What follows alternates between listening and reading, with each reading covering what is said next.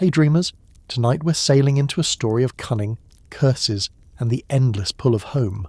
A story where victory becomes punishment, and a single man's cleverness earns him the anger of a god. Tell me, what would you risk to get home?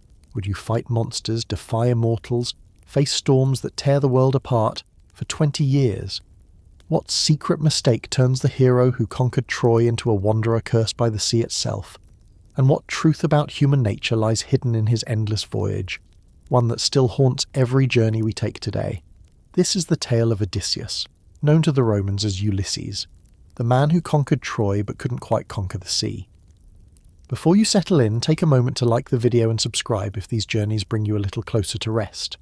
Our story begins on a small, rocky island in the Ionian Sea, a place called Ithaca. It wasn't grand or gilded like the kingdoms sung about in epics. No marble temples gleaming in the sun, no endless armies marching in formation. Just olive trees climbing stubbornly up dry hills, cliffs plunging into wine-dark waters, and a palace of stone perched above it all. Simple, harsh, beautiful. But for Odysseus, it was everything.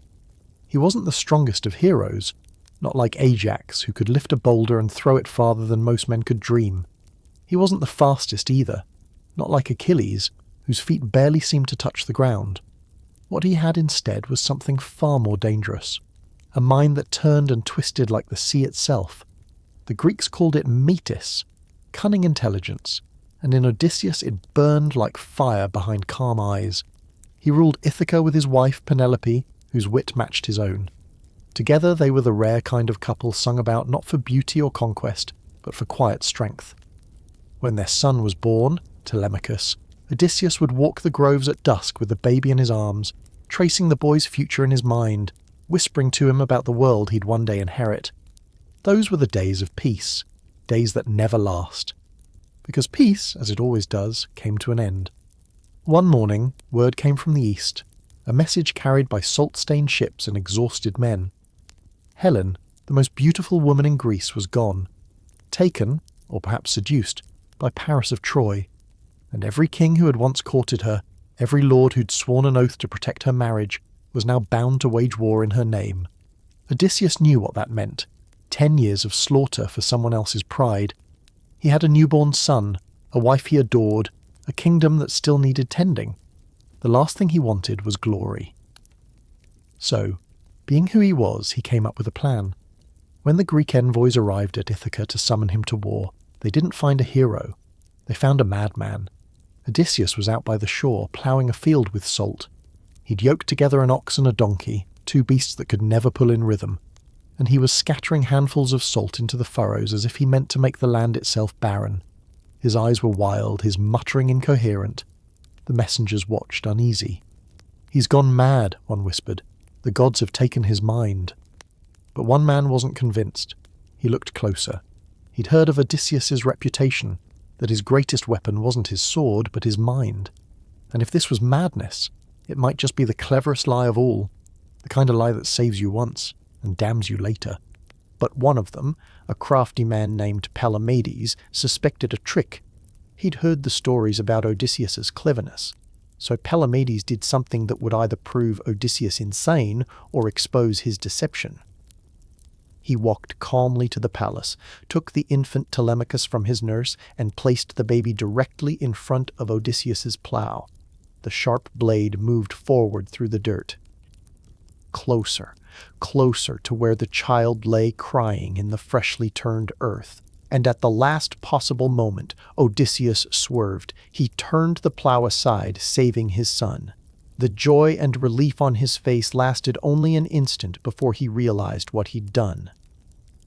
A truly mad man would not have recognized his own child, would not have understood the danger, would not have stopped. His sanity revealed, his ruse exposed, Odysseus had no choice but to fulfill his oath. He kissed Penelope goodbye, held Telemachus one last time, and set sail for Troy. Behind him, his wife stood at the palace gates, watching his ships disappear over the horizon. She didn't know she wouldn't see him again for 20 years. Nobody did. The Trojan War. Even the name carries weight, doesn't it?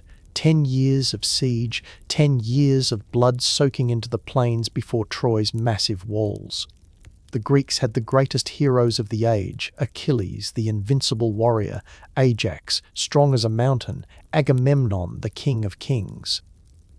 The Trojans had heroes too: noble Hector, who fought to defend his home; Paris, the prince whose love had started it all; King Priam, who watched the flower of his people die before his eyes. But for all their heroes, for all their strength and courage, the Greeks couldn't break Troy's defences. The walls were too high, too thick, built by gods or giants in ages past. Siege towers were burned, battering rams shattered, assaults repelled, men died by the thousands. The war dragged on. Year after year, season after season, the Greek camps stretched along the shore while Troy remained unconquered. It was in the 10th year, when hope seemed lost and men whispered of giving up and sailing home, that Odysseus proposed something audacious, something so strange, so unlikely, that it might actually work. He would build a gift for the gods, a wooden horse. But this would be no ordinary offering. This horse would be hollow inside, large enough to hide armed men in its belly. The Greeks would pretend to sail away, abandoning the war and leaving the horse behind as a peace offering to Athena. The Trojans, thinking themselves victorious at last, would bring the horse into their city as a trophy, and when night fell and Troy slept, the hidden Greeks would emerge, open the gates, and let in the army that would be waiting just beyond the horizon. It was a plan built on deception, on understanding human nature, on predicting how pride would overcome caution. A signature of divine project management, really, complicated and requiring everything to go exactly right. One wrong move and they'd all be dead, trapped in a wooden belly while Trojans burned the horse with them inside. But Odysseus understood people. He knew how the Trojans would think, how they'd feel, what they'd do. The horse was built under the direction of Epius, the greatest craftsman among the Greeks. It rose from the beach like something out of legend, towering over the tents and ships. Its body was made from smooth planks of fir and ash, fitted so cunningly that no seam showed. Its head was carved to perfection, mane flowing, eyes set with amber that seemed almost alive. On its side, an inscription in golden letters: "For their return home, the Greeks dedicate this offering to Athena." The hollow belly could hold 30 men, maybe more. The greatest warriors volunteered: Odysseus himself, Menelaus, whose wife they'd come to reclaim, Diomedes the fearless, and Neoptolemus, son of the fallen Achilles. When night came, these warriors climbed into the horse's belly through a hidden door in its side. The door was sealed shut from the outside. Inside, it was dark and cramped and airless. The men could hear their own breathing, feel the sweat running down their faces, smell the wood and pitch and their own fear. They couldn't speak, couldn't move. They could only wait. Outside, the rest of the Greek army put on quite a show. They burned their tents, destroyed what they couldn't carry, and boarded their ships. As dawn broke, the Trojan watchmen on the walls saw something they'd been waiting 10 years to see. The Greek fleet was sailing away. The war was over. They had won. Cautiously at first, then with growing excitement, the Trojans poured out of their gates. They flooded across the plain where so many had died, heading for the now empty Greek camp, and there, standing alone on the beach, was the horse. Massive, beautiful, impossible to ignore. The Trojans surrounded it, arguing about what to do. Some wanted to burn it, some wanted to push it into the sea. But then they found Sinon, a Greek soldier who had been left behind. Sinon was part of the plan, of course. He told a convincing story of being abandoned by his own people, of the horse being a sacred offering that could never be destroyed without bringing down Athena's curse. He claimed the Greeks had made it too large to fit through Troy's gates on purpose, so the blessing couldn't pass to their enemies. The Trojans debated. They were suspicious, certainly. Some warned against accepting any gift from the Greeks. But in the end, pride and curiosity won out. They tore down part of their own wall to drag the horse inside. All day they pulled and pushed, hundreds of men straining at ropes, until finally the horse stood in the heart of Troy. That night Troy celebrated. They feasted and drank, sang songs of victory, thanked the gods for their deliverance. They'd survived 10 years of war. They'd outlasted the greatest army ever assembled. Their children could grow up in peace. The wine flowed freely, the fires burned bright, and slowly, as midnight approached, the celebration wound down. People stumbled home to their beds, guards settled into their posts. Troy slept. Inside the horse, Odysseus and his men heard the city grow quiet. They waited a little longer, counting heartbeats in the darkness. Then Odysseus gave the signal. The hidden door was carefully opened from within. One by one, the warriors climbed down, their legs cramped from hours of stillness, their hands tight on their weapons. They moved through the sleeping city like ghosts, killing the guards at the gates. The great doors of Troy, which had held firm for 10 years, swung open from the inside. Out on the horizon, beyond where any Trojan eye could see, signal fires blazed. The Greek fleet turned around. They'd never really left, just sailed out of sight and waited. Now they came back, 10 years of rage and grief and determination flowing toward the open gates. They poured into Troy like water through a broken dam. And Troy, which had seemed eternal, which had stood proud and unconquered for so long, burned. By morning, the war was over. The great city was in ruins. King Priam was dead. Hector's widow wept over the bodies of her husband and son. The treasures of Troy were loaded onto Greek ships. The towers that had cast shadows over the battlefield for a decade were nothing but smoke and ash. And Odysseus, covered in the blood and dirt of the final battle, stood at last on the deck of his ship, ready to sail for home. He thought, perhaps, that the hard part was over. He'd survived 10 years of war. He'd been clever enough, strong enough, fortunate enough to live when so many had died. Now he would sail back to Ithaca, to Penelope and Telemachus, and pick up the life he'd left behind. A few weeks of sailing, a month at most. The wind was favorable. The sea looked calm. How hard could it be? As it turned out, very hard indeed. The gods, it seemed, had opinions about Odysseus, and one god in particular was about to make the journey home a lot more complicated than anyone expected. But I'm getting ahead of myself. Let's slow down and settle into the story properly. Because what came next? The cursed voyage, the monsters, the magic, the years of wandering the sea, that's where things get really interesting. First, though, a question for you. If you could have one superpower, what would it be? For me, it has to be teleportation. After hearing about poor Odysseus spending 20 years trying to get home, the ability to just appear wherever you want to be sounds pretty appealing.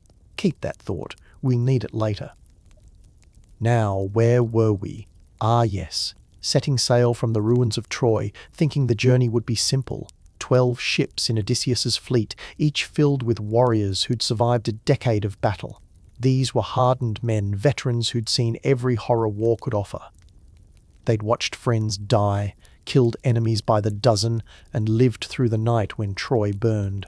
Surely, they thought, the sea couldn't throw anything at them worse than what they'd already endured. They were wrong. The first sign of trouble came quickly. A storm blew in from the north, sudden and fierce, the kind that makes experienced sailors' faces go pale. The sky turned the colour of old bruises. The waves rose like mountains, valleys of dark water opening up between them.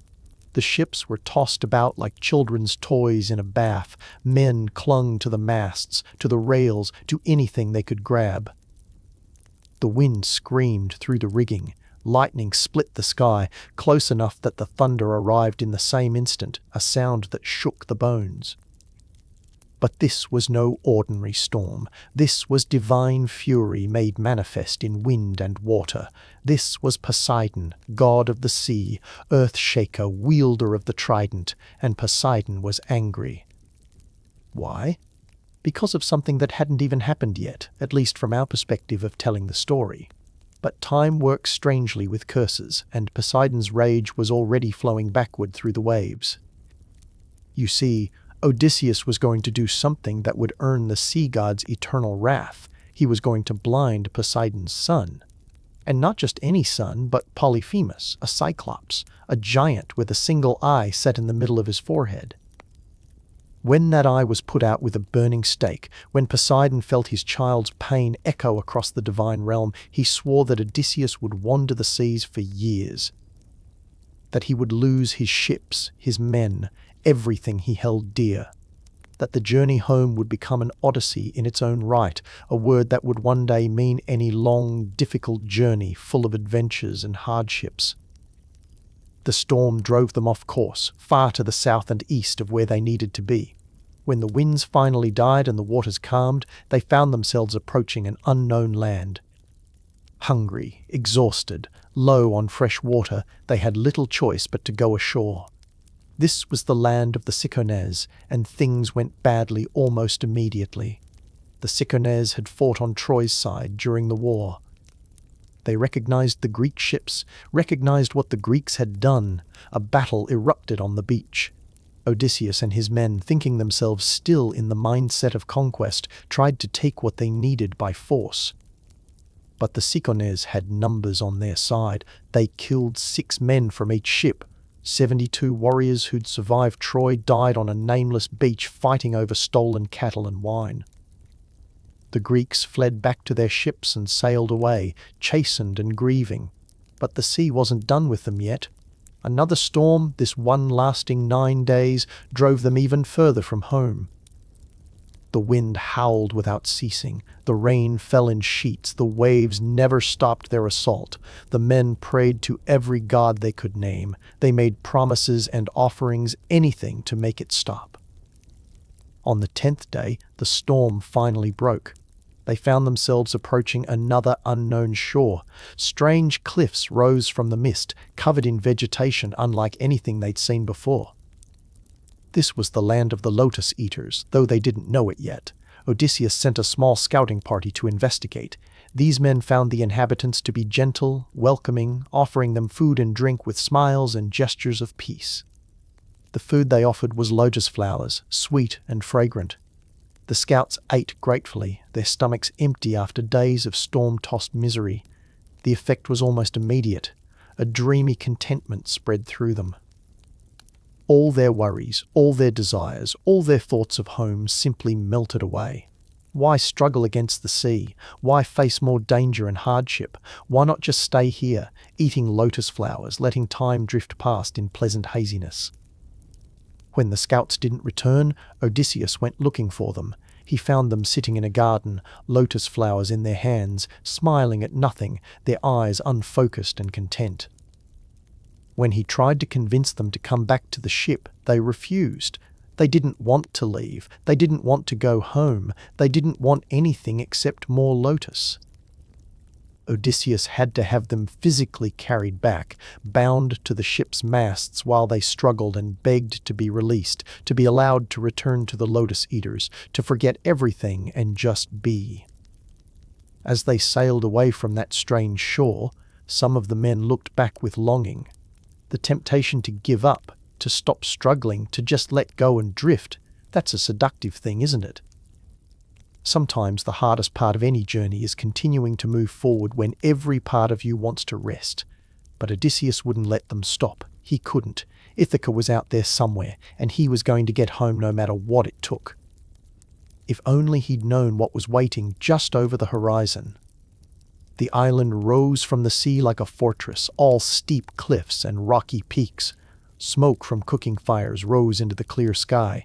As they approached, they could see flocks of sheep grazing on the hillsides, fat and healthy.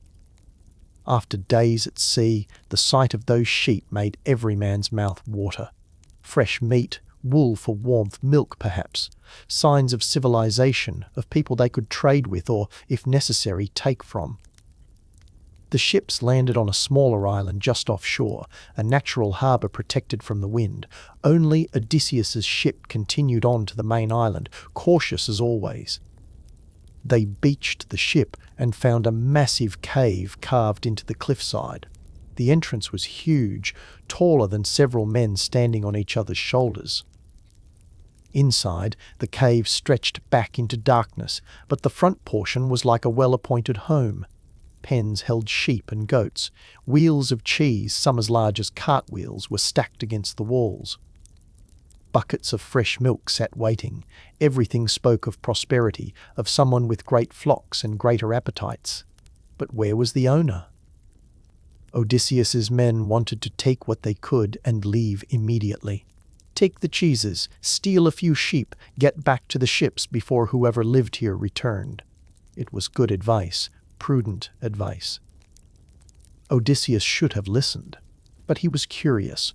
What manner of person lived in a cave this size? What kind of shepherd needed doorways tall enough for giants? He insisted they stay and wait to meet their host. Perhaps he could be reasoned with, traded with, befriended. Besides, the laws of hospitality were sacred. Surely any civilized being would offer proper welcome to travelers. It was the Greek way, the way of the gods themselves. This optimistic view lasted approximately as long as it took for the cave's owner to return home. Polyphemus was not a man, not even close. He was a Cyclops, one of a race of giants that lived in these islands, tending their flocks and caring for little else. He stood taller than two men, with shoulders as broad as an ox, arms thick as tree trunks, and legs like stone pillars. And there, set in the middle of his forehead, was a single eye. Large as a wagon wheel, it swept across the cave, taking in the intruders with a gaze that held no warmth, no hospitality, no mercy, just hunger. With a speed surprising for something so large, Polyphemus rolled a boulder across the cave entrance. The stone must have weighed as much as several ships. It sealed them in completely, blocking any hope of escape. Then the giant spoke, his voice like rocks grinding together in an avalanche. Who were they? What were they doing in his home?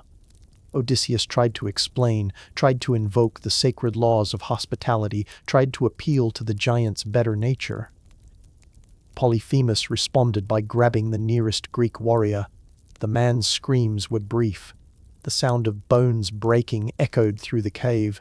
The Cyclops ate him raw, blood running down his chin, crunching through everything like a wolf with a rabbit.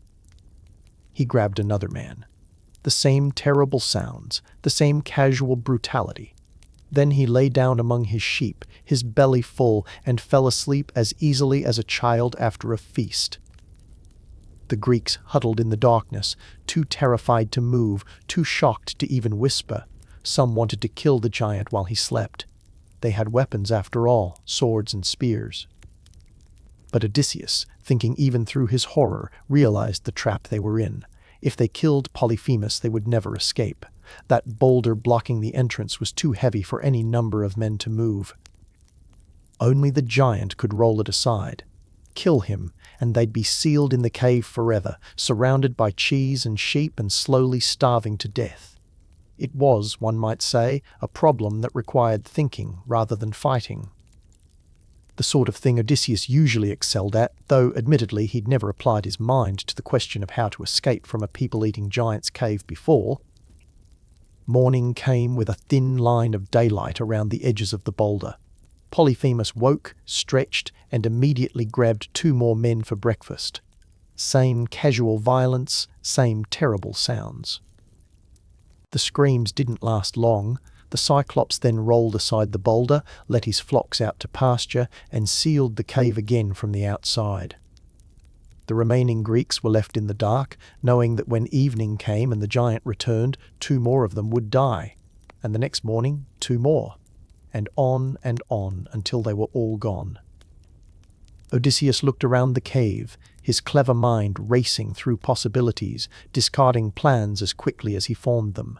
His eye fell on a massive wooden staff leaning against the wall. It was olive wood, green and strong, as thick as a ship's mast. The Cyclops probably used it as a walking stick when he travelled. To Odysseus, it looked like salvation. While they had light, he and his men worked frantically. They cut a section from the staff, about as long as a tall man. They sharpened one end to a point, working with their swords and daggers until it was sharp as any spear. They hardened the point in the fire that Polyphemus had used to cook his evening meal. Then they hid it, covering it with sheep dung and straw, waiting for night. When Polyphemus returned with his flocks at sunset, Odysseus was ready.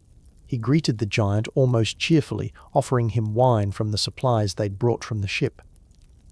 This was special wine, unmixed and strong, the kind that was supposed to be diluted with water before drinking. The Greeks knew it would make even a large man drunk with just a cup or two. They were curious to see what it would do to a giant. Polyphemus drank the wine straight, draining the wineskin in a few massive gulps. He smacked his lips, pleased. It was good wine, better than anything he'd tasted before. He demanded more. Odysseus offered it gladly, and more after that. The wine was doing its work. The giant's eye began to droop, his words slurring together. In a moment of what he probably thought was graciousness, Polyphemus asked Odysseus his name. Surely, he rumbled, anyone who brought such fine wine deserved to be eaten last. That was his idea of a gift, of hospitality, being eaten last. Odysseus smiled and answered. His name, he said, was Nobody. Nobody brought you this wine. Nobody is my name. The giant laughed, a sound like boulders rolling downhill. Very well, he said, nobody would be eaten last. Then he slumped over unconscious, the wine overwhelming even his massive constitution. The moment had come. Odysseus and his men retrieved the sharpened stake from its hiding place. They thrust it into the fire until the point glowed red, then orange, then white-hot. Steam rose from the heated wood. It hissed and smoked. The men gripped the stake firmly, Odysseus at the point giving direction. They positioned themselves around the sleeping giant. Odysseus counted down. 3, 2, 1, now! They drove the burning stake directly into the Cyclops' single eye. The scream that erupted from Polyphemus was inhuman, a sound of pure agony that shook the cave walls and sent the sheep stampeding in panic. His hands flew to his face, clutching at the stake. But the men twisted it, ground it deeper like boring a hole in a ship's hull. The eye sizzled and popped. Blood and fluid ran down the giant's face. The stake, still burning, still twisting, destroyed the eye completely. Polyphemus thrashed and roared, finally getting his hands around the stake and pulling it free. But the damage was done. He was blind, completely, totally blind. His screams brought other Cyclopes running from their caves across the island. They gathered outside, shouting through the sealed entrance. Who was attacking him? What was happening? And Polyphemus, still in agony, still not thinking clearly, bellowed his answer. Nobody is killing me. Nobody has hurt me. The other Cyclopes looked at each other in confusion. Nobody was attacking him? Then why was he screaming? If nobody was harming him, it must be some sickness, some divine punishment, nothing they could help with. Grumbling, they returned to their own caves, leaving Polyphemus alone with his pain and rage. Inside the cave, Odysseus and his men pressed themselves against the walls, trying to stay away from the blinded giant as he raged back and forth, arms outstretched, searching for them with his hands. But they were quick, and he was clumsy with pain and darkness. They stayed just out of reach. When morning came, they could hear the sheep stirring, bleating to be led out to pasture. Polyphemus, despite his pain, despite his fury, had to let them out. He couldn't keep them penned indefinitely. The cave was getting foul, so he felt his way to the boulder and rolled it aside. But he wasn't stupid, even blind and suffering. He knew the Greeks would try to escape with the flock. So he sat in the entrance, massive hands outstretched, touching each sheep as it passed. He felt their backs, their heads, their sides, making sure no man was trying to slip out hidden among the animals. The sheep filed past one after another, and each time Polyphemus's hands found only wool and bleating sheep. What he didn't feel, what his maimed brain couldn't conceive, was that Odysseus and his men had tied themselves beneath the sheep, clinging to the thick wool on the animals' bellies. The sheep walked out, and beneath each one hung a Greek warrior holding his breath, praying to every god that the giant wouldn't think to check underneath. The last sheep through was the largest ram, Polyphemus's favourite. The giant's hands lingered on its head, stroking the wool almost tenderly. He spoke to it softly, asking why it was last when it was usually first, wondering if it was sad for its master's pain. His hands moved over the ram's back, its sides, but not underneath, never underneath. The ram passed through with Odysseus clinging to its belly like a burr. When they were clear of the cave, clear of the giant's reach, they dropped to the ground and ran. The beach was ahead, their ship waiting, safety within reach. They should have just left, cast off immediately, sailed away, and been grateful to escape with their lives. But Odysseus, for all his cleverness, had one fatal flaw. Pride. Hubris, the Greeks called it. The kind of overweening arrogance that the gods punished without mercy. As the ship pulled away from shore, as the distance opened up between them and the island, Odysseus couldn't help himself. He cupped his hands and shouted back at the beach, taunting Polyphemus. "Cyclops," he yelled, "if any man asks who blinded you, who took your eye and your pride, tell them it was Odysseus, king of Ithaca, son of Laertes. Remember that name." On the beach, Polyphemus heard the voice, heard the name. He lifted his head, turning his ruined face toward the sound, and then he prayed. Not with words exactly, more like a howl of rage and grief sent up to the heavens. His father was Poseidon, god of the sea, and the Cyclops called to him now. He begged for vengeance, for justice, for punishment. Let Odysseus never reach his home, he prayed. Or, if the fates said he must return eventually, let it be late. Let it be after years of suffering. Let him lose all his companions. Let him arrive in a stranger's ship to find trouble waiting. Let him know the same pain I know, the same loss, the same darkness. And Poseidon, sitting in his palace beneath the waves, heard his son's prayer, felt his son's pain, and agreed. Oh, how he agreed! From that moment on, every storm that hit Odysseus's ships, every wave that rose against them, every current that dragged them off course, all of it had the sea god's fury behind it. Poseidon's wrath would pursue them across every league of ocean between Troy and Ithaca. And because Odysseus had shouted his name, had made sure everyone knew who had done this, the curse had a target. No more anonymous wandering. Now the sea itself knew who to hunt. The Greeks fled that island as fast as wind and oars could carry them, but they couldn't outrun what was coming. Nobody ever can, really. Curses are funny that way. They follow at their own pace, patient as time itself, and they always, always catch up. On that somewhat sobering note, I want to ask you something. What's the biggest mistake you've ever made out of pride? For me, it was definitely the time I insisted I could navigate to a friend's house without GPS because I'd been there once before. 6 months earlier, at night, we were lost for 2 hours. My pride could have used a bit of Odysseus-style humbling that day. But let's sail onward with our story, shall we? Because Odysseus's troubles were just beginning. After fleeing the island of the Cyclopes, the remaining fleet sailed on through unknown waters, every man watching the horizon nervously. They'd lost comrades to Polyphemus's hunger, and the memory of it haunted their dreams.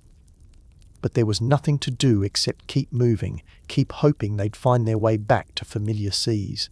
The wind pushed them steadily onward, and after several days of hard sailing, they sighted another island rising from the morning mist. This one was different. It didn't seem anchored to the seabed like normal islands. It appeared to float, drifting slowly on the currents, surrounded by walls of bronze that glittered in the sunlight. As they drew closer, they could see a palace rising from the island's center, all white stone and soaring columns. This was Aeolia, the floating island, home to Aeolus, keeper of the winds, and if the gods were merciful, perhaps this was where their luck would finally turn. Aeolus himself came down to the harbour to greet them, a robust man with a wild grey beard and eyes that sparkled with constant amusement. He recognized them as the Greeks who'd sacked Troy, and he welcomed them warmly. His palace was filled with his 12 children, 6 sons and 6 daughters, whom he'd married to each other in an arrangement that seemed peculiar even by divine standards. The family feasted constantly, and the halls always echoed with music and laughter. It was, one might say, either a paradise of domestic bliss or a sitcom waiting to happen, depending on your perspective. For an entire month, Aeolus entertained Odysseus and his men. He asked endless questions about the Trojan War, about the heroes who'd fought and died, about the great city's final night. Odysseus told the stories well, embellishing where appropriate, bringing the battles to life with his words. The crew ate their fill for the first time in weeks, slept on soft beds, and slowly began to relax. This was hospitality done right, the way the gods intended. No tricks, no transformations, no one trying to eat them. Just good food, good company, and rest. When Odysseus finally said they needed to continue their journey home, Aeolus nodded in understanding, and then he gave them a gift that seemed, in that moment, like the answer to all their problems. He brought out a leather bag, made from the hide of a full-grown ox, sealed with shining silver cord that looked like it had been woven from moonlight itself. Inside this bag, Aeolus explained, he had trapped all the storm winds. Every gale, every tempest, every wind that could blow them off course was now safely imprisoned in leather and silver. The only wind left free was the gentle west wind, Zephyros, who would blow them straight toward Ithaca. With this gift, Aeolus told them, they would be home in less than a week. Odysseus accepted the bag with profound gratitude, his hands trembling slightly as he held it. Home in a week! Penelope in a week! Telemachus, who wouldn't even remember his father's face. All the years of war, all the trials since leaving Troy, all of it would be over in just a few days. He loaded the precious bag carefully onto his ship, tied it securely to the mast, and gave strict orders. No one was to touch it, no one was to even go near it. He would guard it himself. The men nodded, watching the mysterious bag with curiosity, but respecting their captain's command. They set sail from Aeolia with the west wind filling their sails perfectly. The ship cut through the water like a knife, steady and sure. Day after day they sailed on a straight course, Zephyros never wavering in his duty. Odysseus barely slept, standing at the stern watching the horizon, one hand always on the tiller. He didn't trust the journey to anyone else, not after everything they'd been through. The men took turns rowing when the wind slackened, keeping the ship moving without being asked. They could feel it too, that growing sense that they were finally heading in the right direction. That home was close. On the 9th day of sailing, land appeared in the distance. Rocky, familiar cliffs rising from the sea, olive groves covering the hillsides, a white palace on a hill. It was Ithaca. They could actually see it now, close enough to make out individual trees, close enough that they'd be ashore by evening. Men wept openly, pointing at the island, calling out landmarks they recognized. After 10 years at war, and who knew how long wandering, they were finally home. It was at this moment, when safety was within reach, when success seemed certain, that Odysseus's exhaustion caught up with him. 9 days without real sleep had ground him down to nothing. His eyes grew heavy, his grip on the tiller loosened. Just for a moment, he thought, just a few minutes of rest. They were so close now, what could possibly go wrong? He found a place near the mast, near the precious bag of winds, and let his eyes close. Sleep took him immediately, pulling him down into darkness deeper than any ocean. With their captain finally asleep, the crew began to whisper among themselves. They looked at the mysterious bag tied to the mast, the bag that Odysseus had guarded so jealously for 9 days straight. The bag that Aeolus had given him privately, speaking only to Odysseus, keeping its contents secret from everyone else. The bag that Odysseus would let no one else touch, no one else guard. What was in it? Why was it so precious? And more importantly, why wasn't he sharing? They'd all fought at Troy together, hadn't they? They'd all suffered the same hardships since then. Whatever treasure Aeolus had given Odysseus, whatever gold or silver or jewels that bag contained, shouldn't they all have a share? The logic seemed sound to men tired from years of struggle, so close to home that they could practically taste their wives' cooking. Gold and silver would make the homecoming even sweeter. They'd earned it, hadn't they?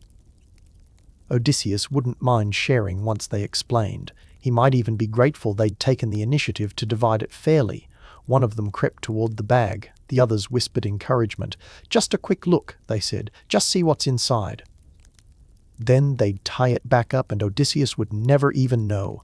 The man's hands found the silver cord. It was tied cunningly, but he was a sailor. Knots were his business. His fingers worked at the binding. It loosened. One more pull and it would be free. He pulled. The cord came loose. The mouth of the bag opened. For just an instant, nothing happened. Then all the winds that Aeolus had imprisoned, all the gales and storms and tempests, all the forces that had been compressed into that leather prison, exploded outward in a shrieking mass of fury. The west wind was overwhelmed instantly, swept aside like a candle in a hurricane. The storm winds hit the ship with the force of divine rage, because that's essentially what they were. The vessel heeled over, nearly capsizing. The mast cracked. The sail tore loose and went flying into the maelstrom. Men screamed and grabbed for handholds as the ship was lifted on a wave taller than a temple and thrown sideways through the air. Odysseus woke to chaos. Wind and water and the screams of his men surrounded him. He staggered to his feet, trying to understand what was happening, trying to find something to hold on to as the world went mad around him. The bag lay empty on the deck, the silver cord severed, and he understood immediately what had happened. The horror on his face must have been terrible to see. They had been within sight of home. Within sight. He could still see Ithaca behind them, growing smaller by the second as the wind drove them backward across every league they'd gained. The storm lasted for days, the winds competing with each other, spinning the ships in circles, driving them across the sea in every direction except the one they wanted to go. When the winds finally exhausted themselves, when their fury was spent and they scattered back to their normal paths across the world's skies, the battered fleet found itself approaching a familiar bronze-walled island, Aeolia. They'd been blown all the way back to where they'd started. Odysseus went ashore alone, climbed to the palace, and found Aeolus. The Keeper of the Winds listened to his story with a grave expression. When Odysseus was finished, when he'd explained about falling asleep and the crew opening the bag, when he'd begged for another chance, another bag of winds, any help at all, Aeolus shook his head slowly. "Leave my island," he said quietly. "Leave now and never return. The gods themselves must hate you for your voyage to go so wrong. I cannot help someone whom the immortals have cursed. Go, before their wrath falls on me as well for harboring you." Odysseus returned to his ship in silence. They set sail with no favorable winds, no divine assistance, nothing but their oars and their own exhausted strength. The men who'd opened the bag said nothing. Odysseus said nothing to them. What was there to say? They'd been within sight of home, and now they were further from it than ever. The silence on the ship was heavier than any storm. What's the saying? So close, yet so far. Sometimes I think whoever came up with that phrase must have been on Odysseus's crew that day. Nothing quite compares to the special kind of despair that comes from watching your goal slip away right when you thought you'd reached it. They rowed for 6 days straight, taking turns at the oars, making slow progress through calm waters. No one spoke much. There wasn't much to say. On the 7th day, they spotted land again. Towering cliffs rose from the sea, and at their base was a deep, sheltered harbour. The water inside was so calm it looked like polished glass. It seemed like a perfect place to rest, to resupply, to catch their breath before continuing.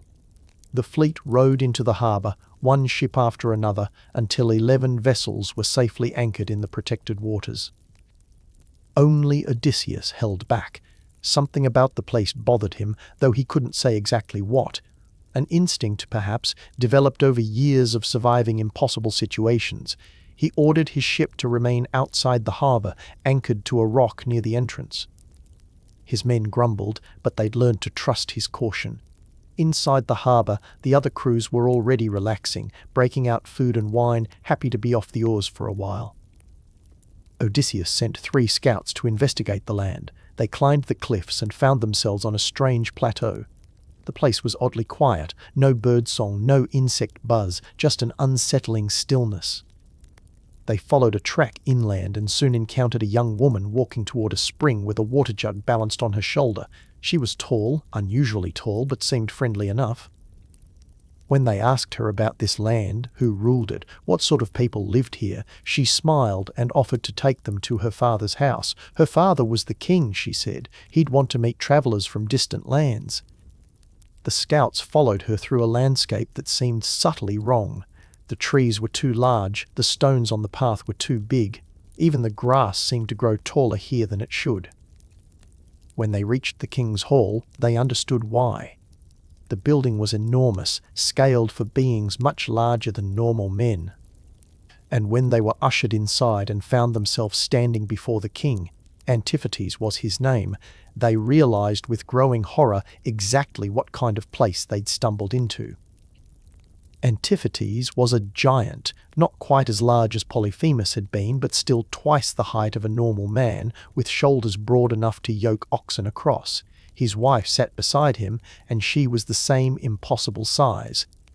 These were the Lastrygonians, a race of cannibals who hunted men the way men hunt rabbits. The scouts turned to run, but it was too late. The king reached out with a hand the size of a shield and grabbed the nearest man. The other 2 bolted for the door. Behind them they heard screams, terrible, brief screams. They didn't look back, they just ran. But Antiphates was faster than he looked. His roar echoed across the plateau, a sound like thunder, calling others of his kind to the hunt. From caves and houses they emerged, dozens of giants, loping toward the cliffs with surprising speed.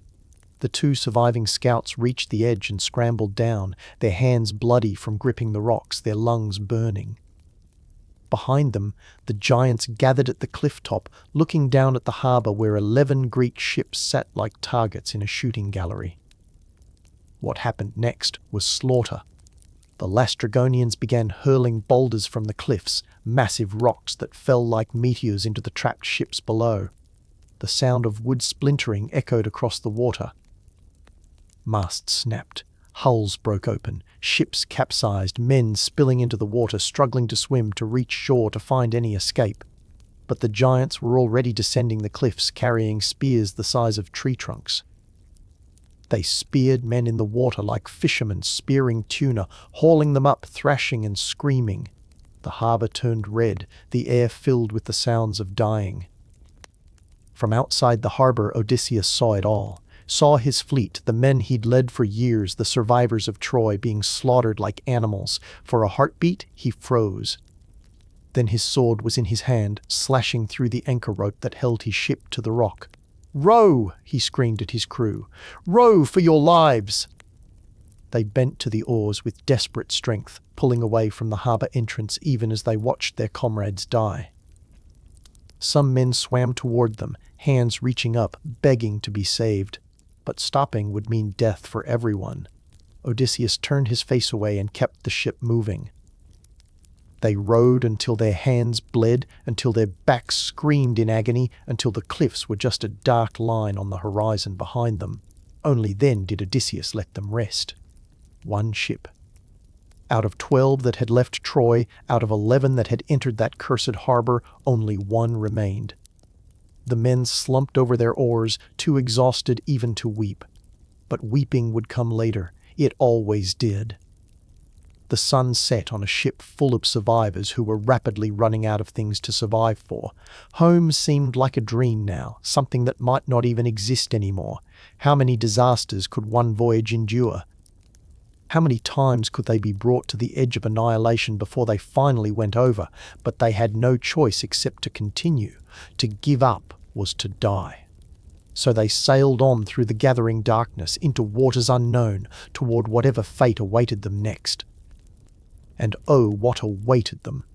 If they thought they'd seen the worst the sea could offer, they were about to learn differently.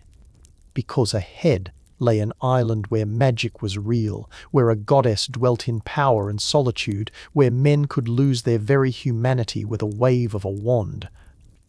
But we're getting ahead of ourselves again. Let me slow down and set the scene properly, because this next part of our story requires patience. Here's a question to ponder as we sail onward. What's your greatest temptation? What would make you forget about your responsibilities, your goals, your very self? For me, it's probably a really comfortable bed and no alarm clock. After listening to Odysseus's trials, I think we could all use a year of doing absolutely nothing. But, as we're about to see, sometimes doing nothing is the most dangerous choice of all. The remaining ship drifted for days. The men had lost heart, rowing mechanically, barely eating, speaking in whispers when they spoke at all. They'd lost too many friends, seen too much death. The journey had ground them down to almost nothing. When land finally appeared on the horizon, no one cheered. They just watched it approach with dead eyes, waiting to see what fresh horror this island would bring. It rose from the sea in morning mist, covered in dense forest that grew right down to the beach. The sand was pristine white. Birds sang in the trees, actual birds, a sound they hadn't heard in what felt like years. A thin line of smoke rose from somewhere inland, straight up into the still air. Signs of habitation, but whether friendly or hostile, there was no way to know. Odysseus ordered the ship beached and secured. They were too few now to divide their forces much, but they couldn't all go exploring either. Someone had to guard the ship, their only escape if things went wrong. They drew lots. Half would stay, half would go, led by Eurylochus, Odysseus's second in command. Odysseus wanted to lead the expedition himself, but the men wouldn't have it. They'd watched him carry the weight of every disaster, every death, and he was beginning to crack under the strain. He needed rest. Let someone else take the risk this time. So Odysseus stayed with the ship while Eurylochus and his group disappeared into the forest, following the smoke trail inland. The forest was like something from a dream. Trees grew taller here, their leaves more vivid green. Flowers bloomed in impossible colors. The air smelled of herbs and honey and something else, something that made the men's heads feel slightly fuzzy, though they couldn't say why. They walked in silence, weapons ready, every sense alert for danger. The smoke came from a clearing ahead. Through the trees they could see a palace, all white stone that seemed to glow in the dappled sunlight. And around the palace prowled animals that made the men freeze in fear and confusion. Lions, wolves, mountain cats, predators that should have torn each other apart, let alone tolerated human presence. But these beasts moved lazily, almost sleepily. When they saw the men, they didn't attack. They approached almost playfully, tails wagging like dogs, rubbing against the men's legs, nuzzling their hands. It was profoundly unnatural. The men could see intelligence in those animal eyes, something almost human, something deeply wrong. From inside the palace came singing. A woman's voice, clear and beautiful, working through some complicated melody while a loom's shuttle clicked in rhythm. The sound was intoxicating, pulling the men forward almost against their will. All except Eurylochus. He held back, hanging at the edge of the clearing, every instinct screaming that this was a trap. He tried to stop the others, but they were already moving toward the palace, drawn by that voice like sailors to a siren's song. The door opened before they could knock. A woman stood in the entrance, and she was beautiful in a way that made mortal beauty seem like a pale shadow. Her hair was dark and elaborate, braided with gold thread. Her gown shifted colors as she moved, sometimes blue as deep ocean, sometimes green as spring leaves, sometimes the purple of twilight. Her eyes were the worst part or the best, depending on your perspective. They were ancient, knowing, amused by everything and surprised by nothing. This was Circe, daughter of the sun god Helios, aunt to Medea, a goddess in her own right.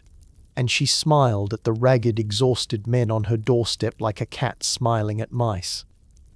"Welcome, travellers," she said, her voice the same one they'd heard singing.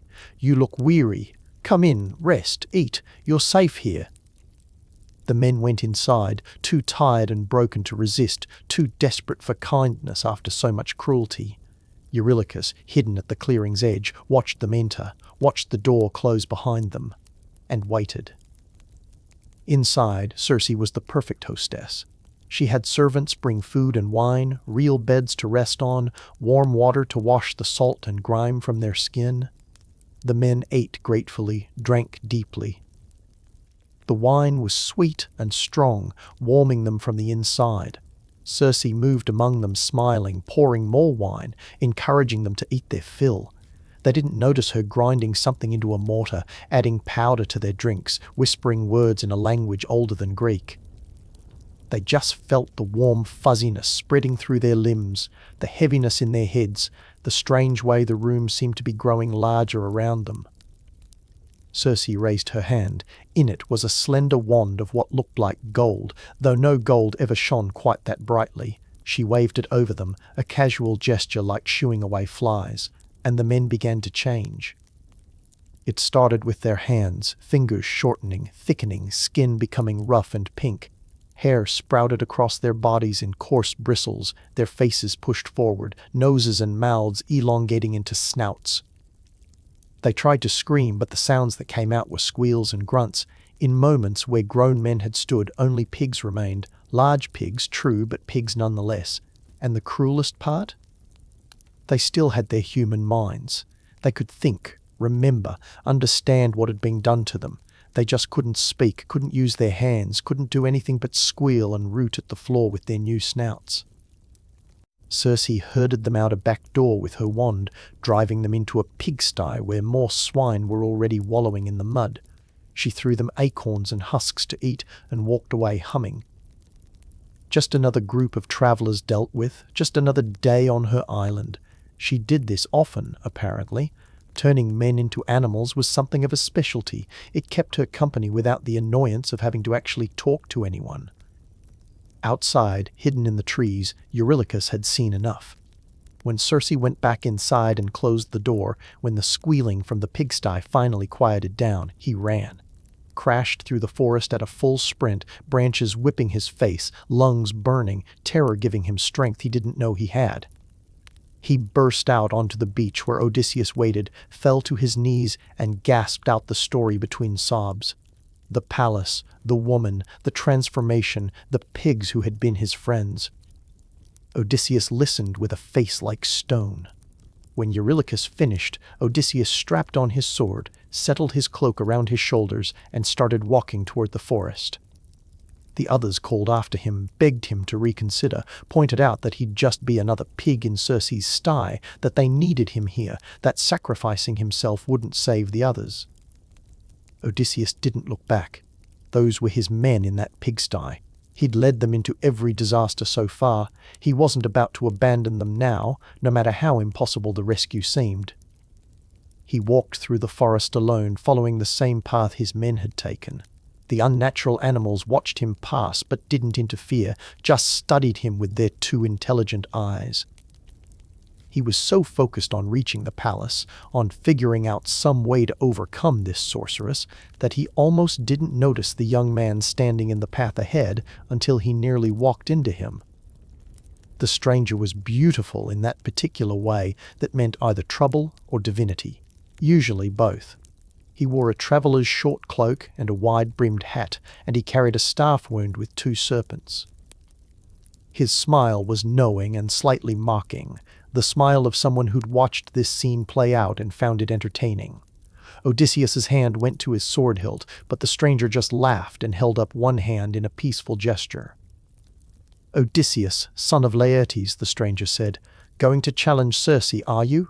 Alone, unarmed except for that blade, with no plan beyond stubborn determination?" He shook his head, still smiling. "You mortals." So brave, so utterly unprepared for the games gods play. You'd be a pig before you finished drawing that sword, and she'd have a good laugh about it. But I suppose I should help you. My father seems to like you for reasons I can't entirely fathom. This was Hermes, messenger of the gods, the divine trickster, wearing a mortal shape for convenience. Zeus had sent him, or perhaps he'd come on his own initiative. The motivations of gods were always murky at best. Either way, he had information Odysseus desperately needed, and he seemed willing to share it, for the right price maybe, or just because he was bored and found the situation amusing. With Hermes, you never quite knew. He reached down and plucked a plant from the forest floor. It had black roots and a white flower, and it glowed faintly in the shadows beneath the trees. "Moly," Hermes said. "A herb with certain protective properties. Eat this before you drink anything Circe offers you. Her potions will have no effect. And when she strikes at you with her wand, and she will strike, she always does, draw your sword and rush at her as if you mean to kill her. She'll be terrified. No one has ever resisted her magic before, you see. In her fear, she'll offer you her bed. Accept. But make her swear an oath first by the river Styx that she means you no harm. A goddess can't break such an oath without facing divine punishment. Once she's sworn, she'll restore your men and treat you well." Odysseus took the herb carefully, turning it over in his hands. "Why help me?" he asked. Hermes shrugged, that infuriating divine gesture that could mean anything or nothing. "Because it amuses me, because the story is more interesting if you survive." "Because my father said to. Pick whichever reason makes you feel better." He tipped his hat, and between one blink and the next, he was gone, leaving Odysseus alone with the magic herb and a plan that sounded completely insane. But insane was better than nothing. Odysseus tucked the moly into his cloak and continued to the palace. The door opened at his approach, just as it had for his men. Circe stood there, beautiful and terrible, looking him over with interest. "A new one," her expression said. "How delightful!" She welcomed him warmly, invited him in, sat him down at a table that practically groaned with food and wine. Her hands moved as she prepared his drink, grinding ingredients, murmuring words, smiling all the while. She set the cup before him with a flourish. "Drink," she said. "You must be thirsty after your walk." Odysseus raised the cup to his lips. As he tilted it back, he felt the moly on his tongue, bitter and electric. He swallowed the wine, and nothing happened. No fuzziness, no change, nothing except the normal warmth of alcohol spreading through his chest. Circe frowned, just slightly. Then she raised her wand and struck him across the shoulders with it. "To the sty with the others," she commanded. Odysseus drew his sword. The blade sang as it came free of its sheath, and he was on his feet and lunging at her in the same motion. The point of the sword stopped a hair's breadth from her throat. For the first time in centuries, perhaps millennia, Circe experienced something she'd almost forgotten: fear. Her eyes went wide. The wand fell from nerveless fingers. She fell to her knees, not in submission but in shock. "Who are you?" she whispered. "What are you? No mortal has ever resisted my magic." "I am Odysseus," he said quietly, the sword steady in his hand. "And you've turned my men into pigs. That's going to stop. Right now." Circe looked up at him, and something shifted in her expression. Fear was still there, but something else too. Respect, perhaps, or curiosity, or the realization that here was someone interesting, someone different, someone who might actually be worth talking to rather than transforming. She'd been alone on this island for longer than she cared to remember, with only her enchanted animals for company. A man who could resist her spells, who had the courage to threaten her with death. That was something new. "Very well," she said. "But first, you must swear you mean me no harm either. Let us both take an oath." So they swore, each to each, by the river Styx, whose waters bind even gods to their word. They swore to do no harm, to offer no treachery, to deal fairly and honestly. And as the oaths settled into place, something in the room relaxed. The danger didn't disappear entirely. It never does, not when you're dealing with goddesses. But it became manageable, predictable, bounded by rules that even divine power couldn't break. Circe rose gracefully, brushed off her gown and smiled. It was a different smile now, less predator and more something almost human. "Come with me," she said. She led him out to the pigsty, where his men milled about in the mud, making sounds of distress when they saw him. Circe pulled out another substance from the pouches at her belt, some kind of oil or ointment, and rubbed it on each pig in turn.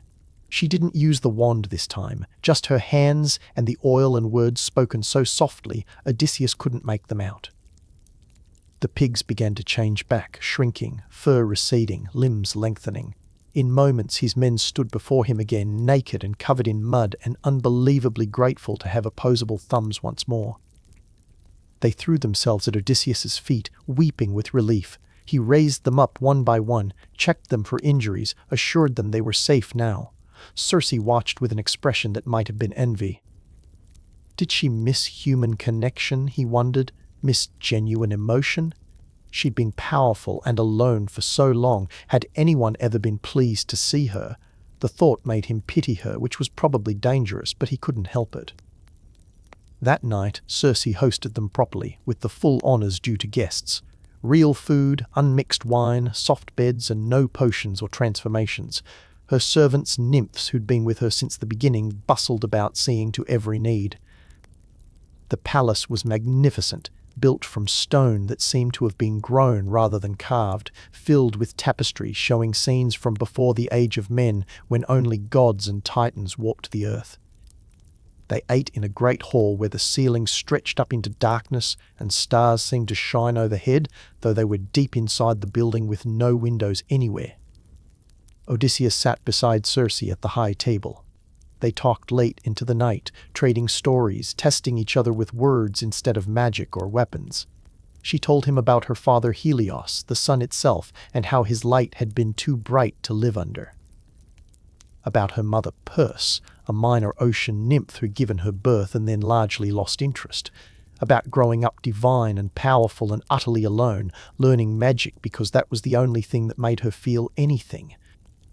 He told her about Ithaca, small and rocky and perfect, about Penelope, who could outthink anyone he'd ever met, about Telemachus, who would be a man now, grown up without a father, about Troy and the war and the long, impossible journey home. When the night finally ended and dawn approached, Circe made an offer. "Stay," she said, "rest here." His men needed time to recover from their ordeal after all. A few days wouldn't matter. The journey would still be there when they were ready. Odysseus, weary beyond words, agreed. Just a few days, he told himself. Just enough time to heal, to rest, to gather strength. Then they'd continue to Ithaca. The days became a week. The week became a month. The month became a season. The seasons turned. And still they stayed. Here's the thing about comfort. It's easy to enter and hard to leave. Circe's island was paradise after everything they'd endured. Food appeared whenever they wanted it, better than anything they'd tasted before. Wine flowed freely, strong but never quite enough to cause hangovers. The weather was perfect, warm days and cool nights, gentle breezes carrying the scent of flowers and the sea. There were no monsters here, no angry gods, no disasters waiting to happen, just ease, pleasure, rest, the very things they'd been denied for years. Odysseus and Circe became lovers, because of course they did. She was a goddess, and he was a mortal who'd impressed her, and that's how these stories always go. Their relationship was complicated, layered with power dynamics that neither of them fully understood. She could destroy him with a gesture, but he'd proven he could resist her power, which gave him a kind of strength she'd never encountered before. He needed what she offered, safety, rest, pleasure. But he never fully trusted her, never fully forgot what she'd done to his men. They circled each other like dancers or duelists, never quite sure which they were meant to be. The crew settled into island life with varying degrees of enthusiasm. Some embraced it completely, grateful for anything resembling peace. They helped tend Circe's gardens, fixed things around the palace, spent their days fishing and swimming and generally acting like they were on an extended holiday. Others grew restless, pacing the beaches, staring out at the horizon, thinking about families they hadn't seen in over a decade. Eurylochus, in particular, seemed unable to relax. He'd seen what Circe could do.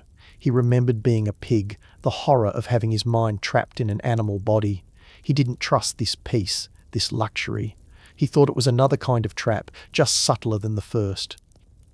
Months passed. A year. The men who'd wanted to leave stopped talking about it. They were older now, more tired.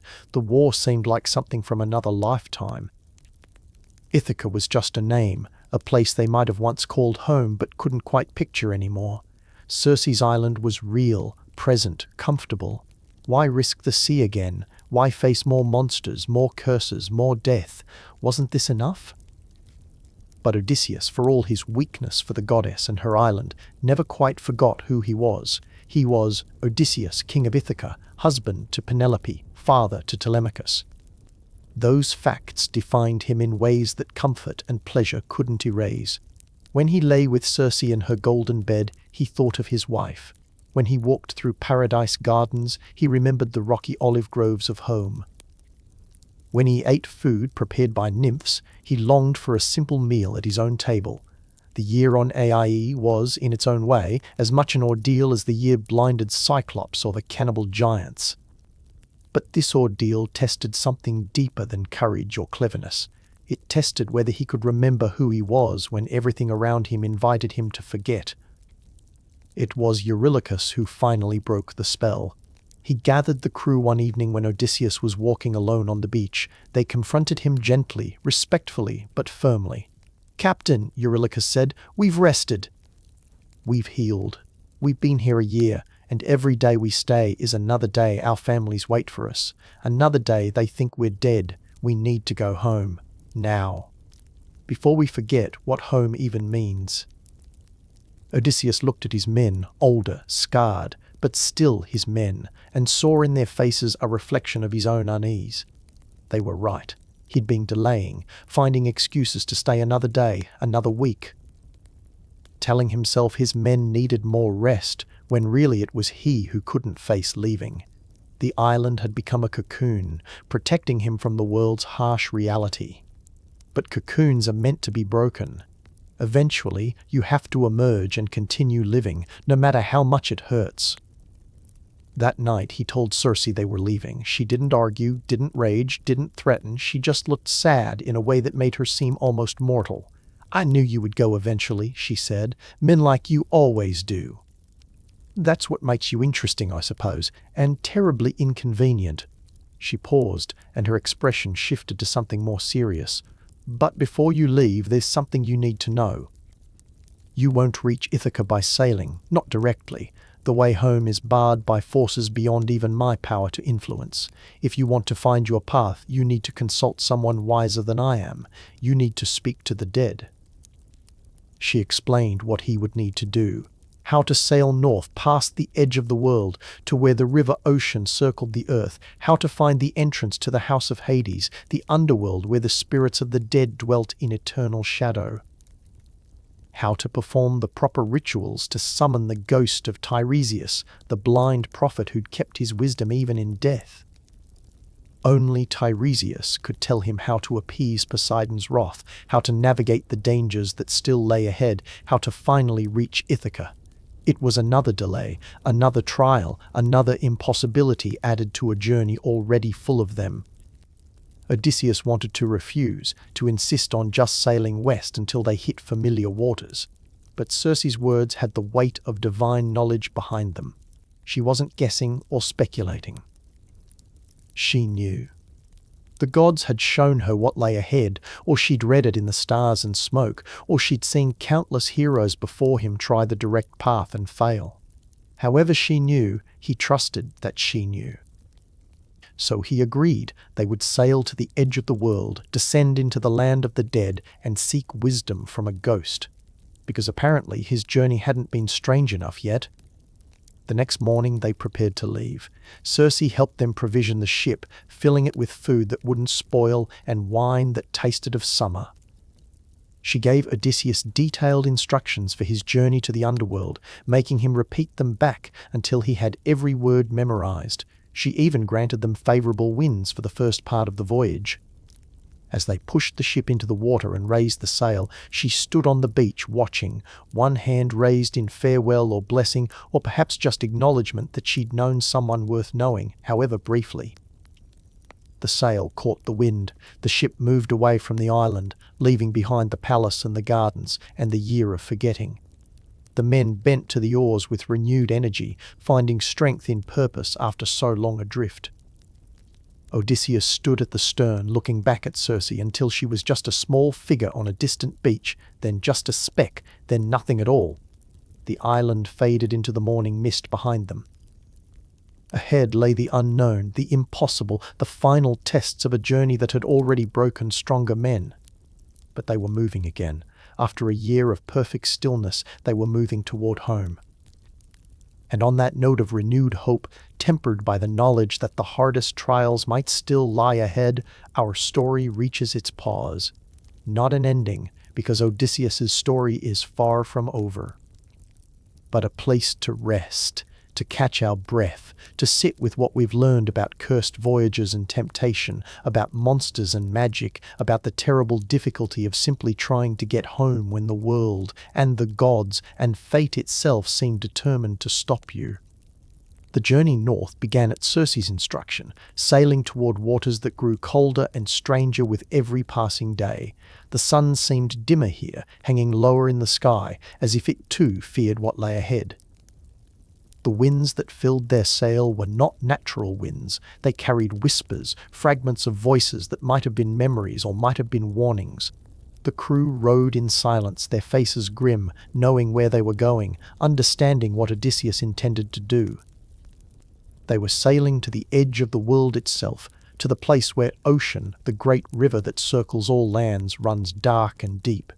Beyond that lay something no living man should seek. The entrance to the house of Hades, the realm of the dead, the underworld where shadows dwell in eternal twilight and the sun never rises. Circe had given Odysseus precise instructions, had told him exactly what rituals to perform, what sacrifices to make, what words to speak.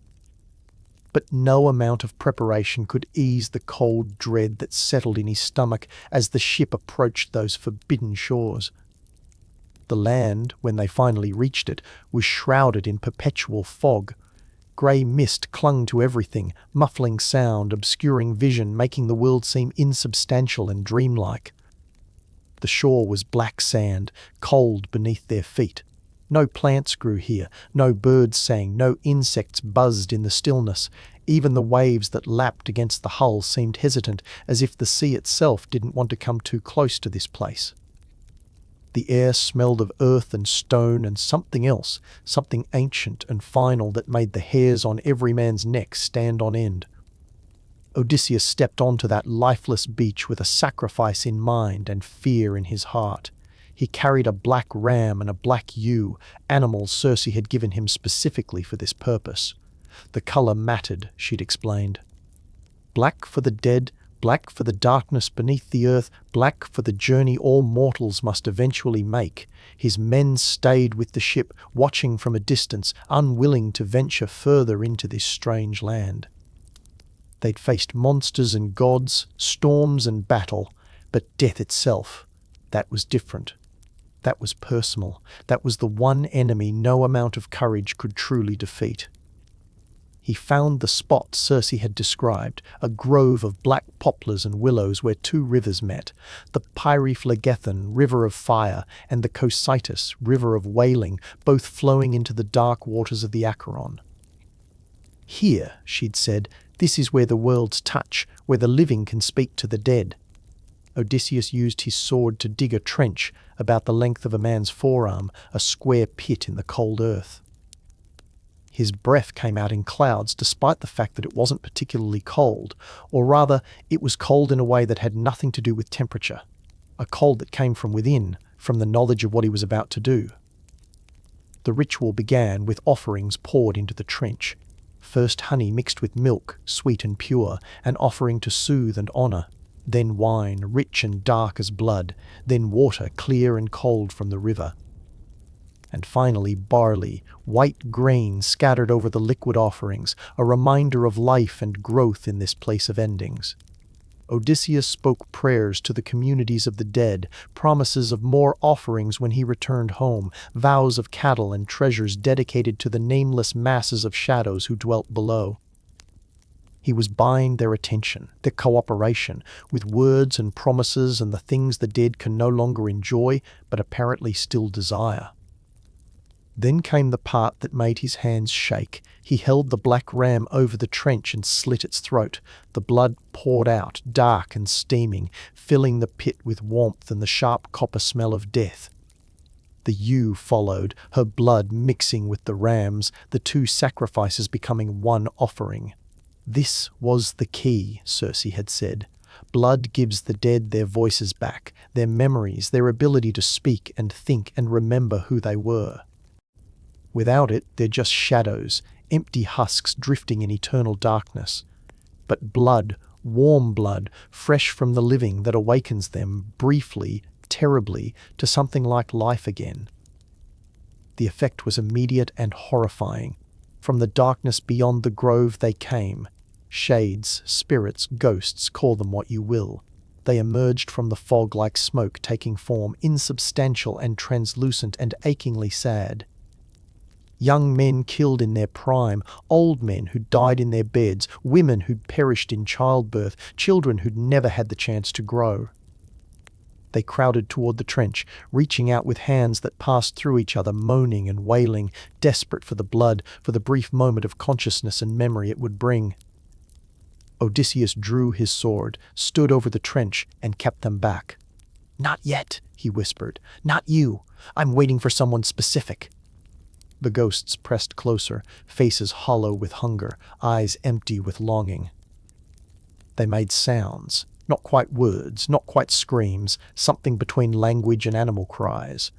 The multitude of the dead, countless thousands of them, all drawn by the scent of blood and the possibility of remembering, just for a moment, what it felt like to be alive. Odysseus, standing there with his sword raised against an army of shadows, must have felt very small and very mortal and very much alone. Then, through the crowd, came a spirit that made Odysseus's breath catch in his throat. A blind prophet carrying a golden staff, moving with purpose and dignity through the pressing mass of ghosts. Tiresias, the seer of Thebes who'd kept his prophetic gifts even in death, who alone among the shades could speak and think without needing to drink the blood. Persephone herself had granted him that grace, recognizing wisdom where she saw it, preserving his mind in the mindless dark. He approached the trench, and Odysseus stepped aside, lowering his sword in respect. "Odysseus," Tiresias said, and his voice was like wind through dry leaves, like stone grinding on stone, like all the voices of all the dead speaking at once. "Son of Laertes, man of many devices, why have you left the sunlight to visit this joyless place?" But it wasn't really a question. The prophet knew why. He knew everything, past and future, tangled together in his blind mind. He drank from the trench anyway, the ritual required it, and when he raised his head again, his empty eyes seemed to look straight through Odysseus to the threads of fate that bound him. The prophecy that followed was both hope and horror, promise and doom wrapped together in words that couldn't be untangled. "You seek your sweet homecoming," Tiresias said, "but the earth-shaker, Poseidon, will make your path bitter. He rages still for the blinding of his son. Even so, you may yet reach Ithaca, though you will suffer beyond measure. When you come to the island of Thrinacia, you will find cattle and sheep that belong to Helios, the sun god who sees all. If you can control your hunger and your men's greed, if you can keep your hands from those sacred animals, you might reach home. But if you harm them?" The prophet paused, and in that pause was the weight of inevitable tragedy. "If you harm them, I foresee the destruction of your ship and all your crew, and even if you yourself escape, you will return home late, alone, broken, in another man's ship, to find your house full of trouble." More followed, prophecies layered on prophecies, warnings about the journey still to come, dangers he would face, trials he would endure, instructions for appeasing Poseidon's wrath when he finally reached home, requiring a journey inland with an oar over his shoulder until he found people who'd never seen the sea. Dark hints about his own death, which would come from the ocean in his old age, gentle and kind after all the violence of his life. Tiresias spoke in riddles and certainties, in metaphors and brutal facts, giving Odysseus the shape of his future without revealing all its details. A gift and a curse, as prophecy always is, knowledge that can't change fate but must be carried anyway. When Tiresias finished and withdrew back into the shadows, Odysseus wanted to call him back, to ask more questions, to demand clarity. But the dead don't linger, and already another spirit was approaching the trench. This one made his heart break in a way that monsters and storms never had. His mother, Anticlea, she'd been alive when he left for Troy, young and beautiful, ruling beside his father in the palace on Ithaca. But the shade before him was older, careworn, marked by grief and time. She drank the blood and her eyes focused, truly focused, seeing him for the first time since her death. "My son," she whispered, and tears ran down her translucent cheeks. "How do you come here living to this dark place?" It is difficult for the living to find these realms. "Do you only now return from Troy, wandering still with your ship and crew? Have you not reached Ithaca, not seen your wife and home?" Her voice carried such longing, such hope, such desperate need to know that her son was well. And Odysseus had to tell her no. No, he hadn't made it home. He was here seeking prophecy, seeking guidance, still wandering after all these years. He had questions too, pouring out faster than he could speak them. "How did you die, mother? Was it illness, an accident? Did Artemis strike you with her gentle arrows? And what of father and Telemachus? Does my kingdom still stand? Has Penelope remarried?" His mother's answers were gentle but devastating. "She died of grief," she said. Of missing him, of waiting day after day, year after year, hoping he'd return, until finally her heart simply gave up. No illness, no divine arrow, just sorrow, accumulated like stones until it crushed her beneath its weight. The news was almost worse than if she'd been murdered. At least then he could have blamed someone, sought vengeance. But this? His absence had killed her. His long journey home had cost his own mother her life. As for the others, she gave what comfort she could. His father still lived, barely, sleeping rough on his own farm, refusing the palace, tormented by the loss of his son. Telemachus was growing strong and wise, managing the estate as best he could, and Penelope, faithful Penelope, still waited, still refused all suitors, still kept hope alive that Odysseus would return. But the suitors themselves were a problem, arrogant men who'd moved into his palace, eating his food, drinking his wine, courting his wife, waiting for her to give up and choose one of them. Odysseus's hands clenched on his sword hilt at that news. His home invaded, his wife harassed, his son forced to watch strangers consume their family's wealth. Another reason to survive, another score to settle, another wrong to right. He tried 3 times to embrace his mother, to hold her the way he'd held her when he was a child. 3 times his arms closed on air. She was shadow, insubstantial, impossible to touch. The dead cannot be held, cannot be comforted, cannot be saved. They can only be remembered. Anticlea faded back into the darkness, and Odysseus was left kneeling by the trench with tears running down his face, mourning a woman whose funeral he'd never attended, whose grave he'd never visited, who died calling his name. Other shades came forward then, drinking the blood, speaking their stories, heroes he'd known, women of legend, faces from myth and memory. Each one had something to tell him, some warning or wisdom or simple greeting from beyond death. But the encounters blurred together in his grief and exhaustion, voices layering on voices, until he could barely distinguish one shade from another. The underworld was taking its toll, draining something vital from him, making him feel old and tired in ways that battle never had. This was not a place for the living. Every moment spent here was wrong, unnatural, a violation of the order of things. When he finally left that terrible shore, rowing back toward the light and life, he was changed. You can't visit death and return unchanged. The knowledge of what awaits everyone, the certainty that all things end in that grey twilight of half-existence that shadows the rest of your days. He understood now, in a way he never had before, why the living cling so desperately to life. Why every moment matters. Why going home, seeing the people you love, being present in your own life, why all of that is worth any price, any struggle, any sacrifice. The ship sailed on, leaving the land of the dead behind, but carrying its weight in Odysseus's heart. Circe had warned him of what would come next, had prepared him for the trials ahead. And the first of these came sooner than he expected, rising from the sea itself in a challenge no mortal should have to face.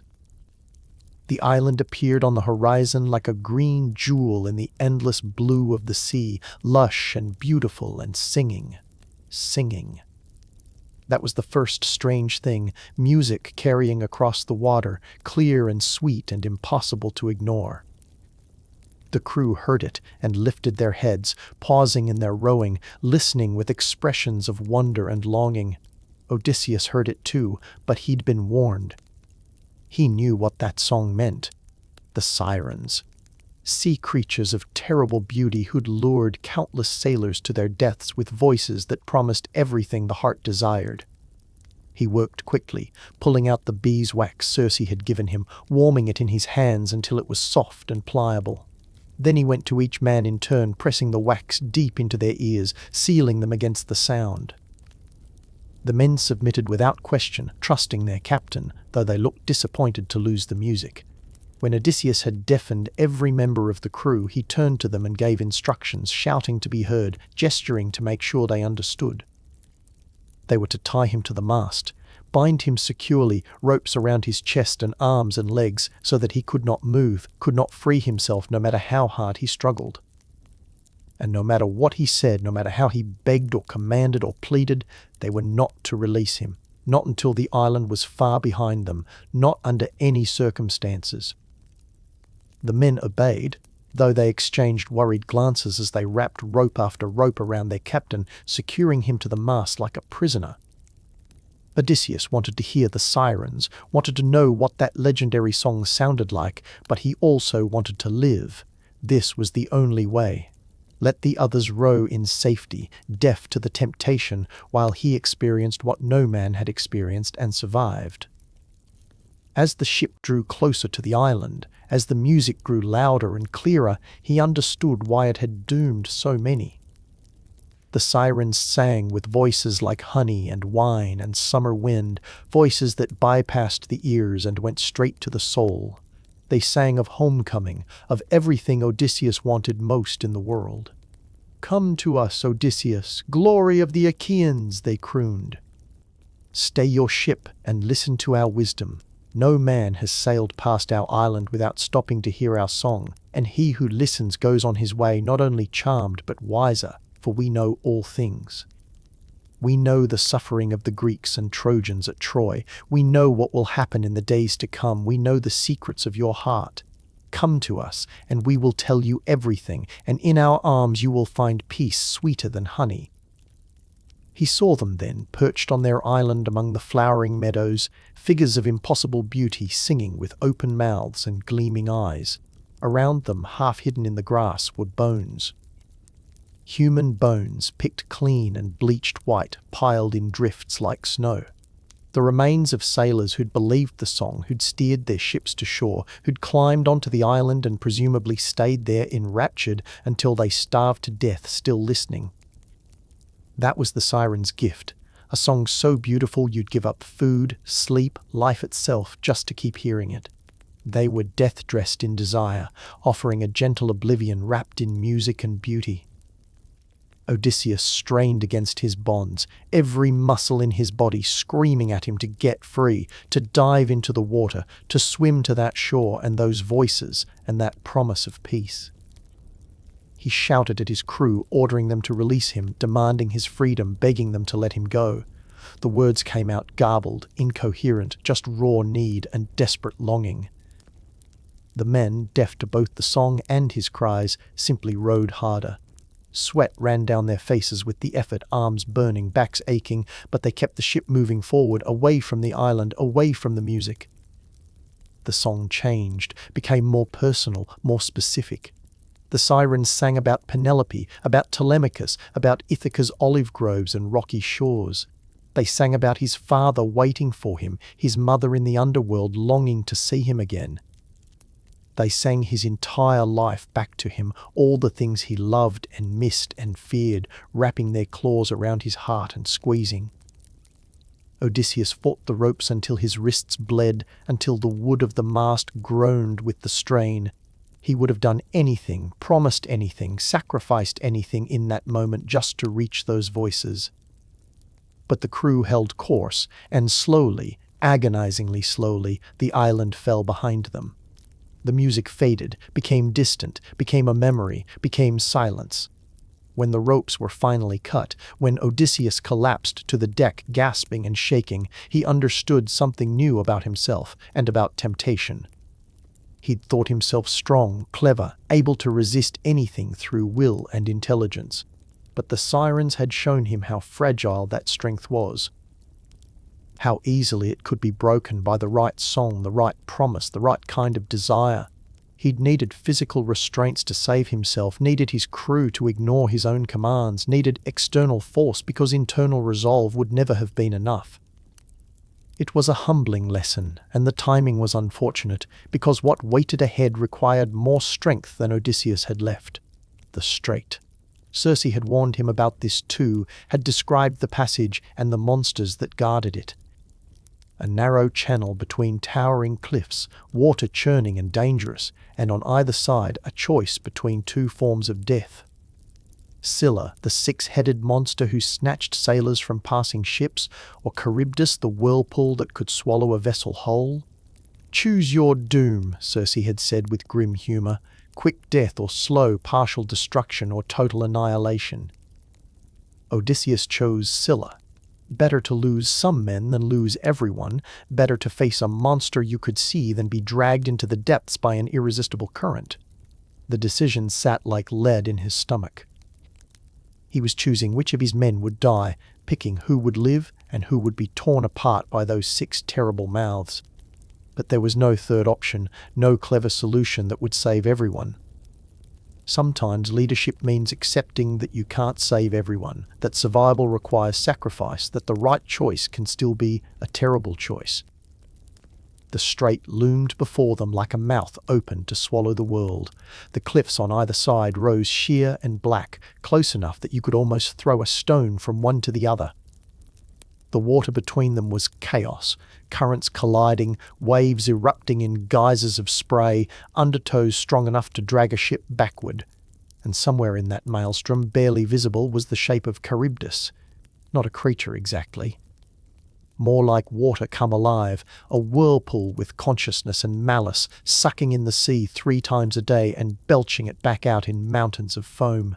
As they watched, the whirlpool drew in, the water level dropping visibly, revealing black rocks that gleamed wet and sharp. Then it reversed, vomited everything back up in a tower of water taller than their mast. Any ship caught in that would be matchsticks, splinters, debris scattered across the waves. So they hugged the opposite cliff, staying as far from Charybdis as the narrow channel allowed, which meant sailing directly beneath Scylla's lair. Odysseus scanned the cliff face, searching for the cave Circe had described, the hollow where the monster made her home. He almost missed it, a shadow among shadows high on the rock wall, a darkness that suggested depth and movement and things with too many teeth. The cave was tall enough for several men to stand upright in its entrance, but whatever lived inside had made the interior its own. No light penetrated there, no sound emerged, just a waiting stillness that was somehow worse than any noise. Then she struck. 6 necks shot out from the darkness, longer than ship masts, serpentine and impossibly fast. Each neck ended in a head like a nightmare, jaws lined with 3 rows of teeth, eyes that gleamed with predatory intelligence, throats that pulsed with hunger. The heads moved independently, striking in 6 different directions at once, and before anyone could even shout a warning, 6 men were gone. Just gone. Snatched from the deck in the blink of an eye, lifted screaming into the air, dragged toward that terrible cave. The sound they made as Scylla devoured them echoed off the cliffs, mixing with the roar of Charybdis, creating a symphony of horror that Odysseus would hear in his nightmares for the rest of his life. The men who remained stood frozen in shock, unable to process what had just happened.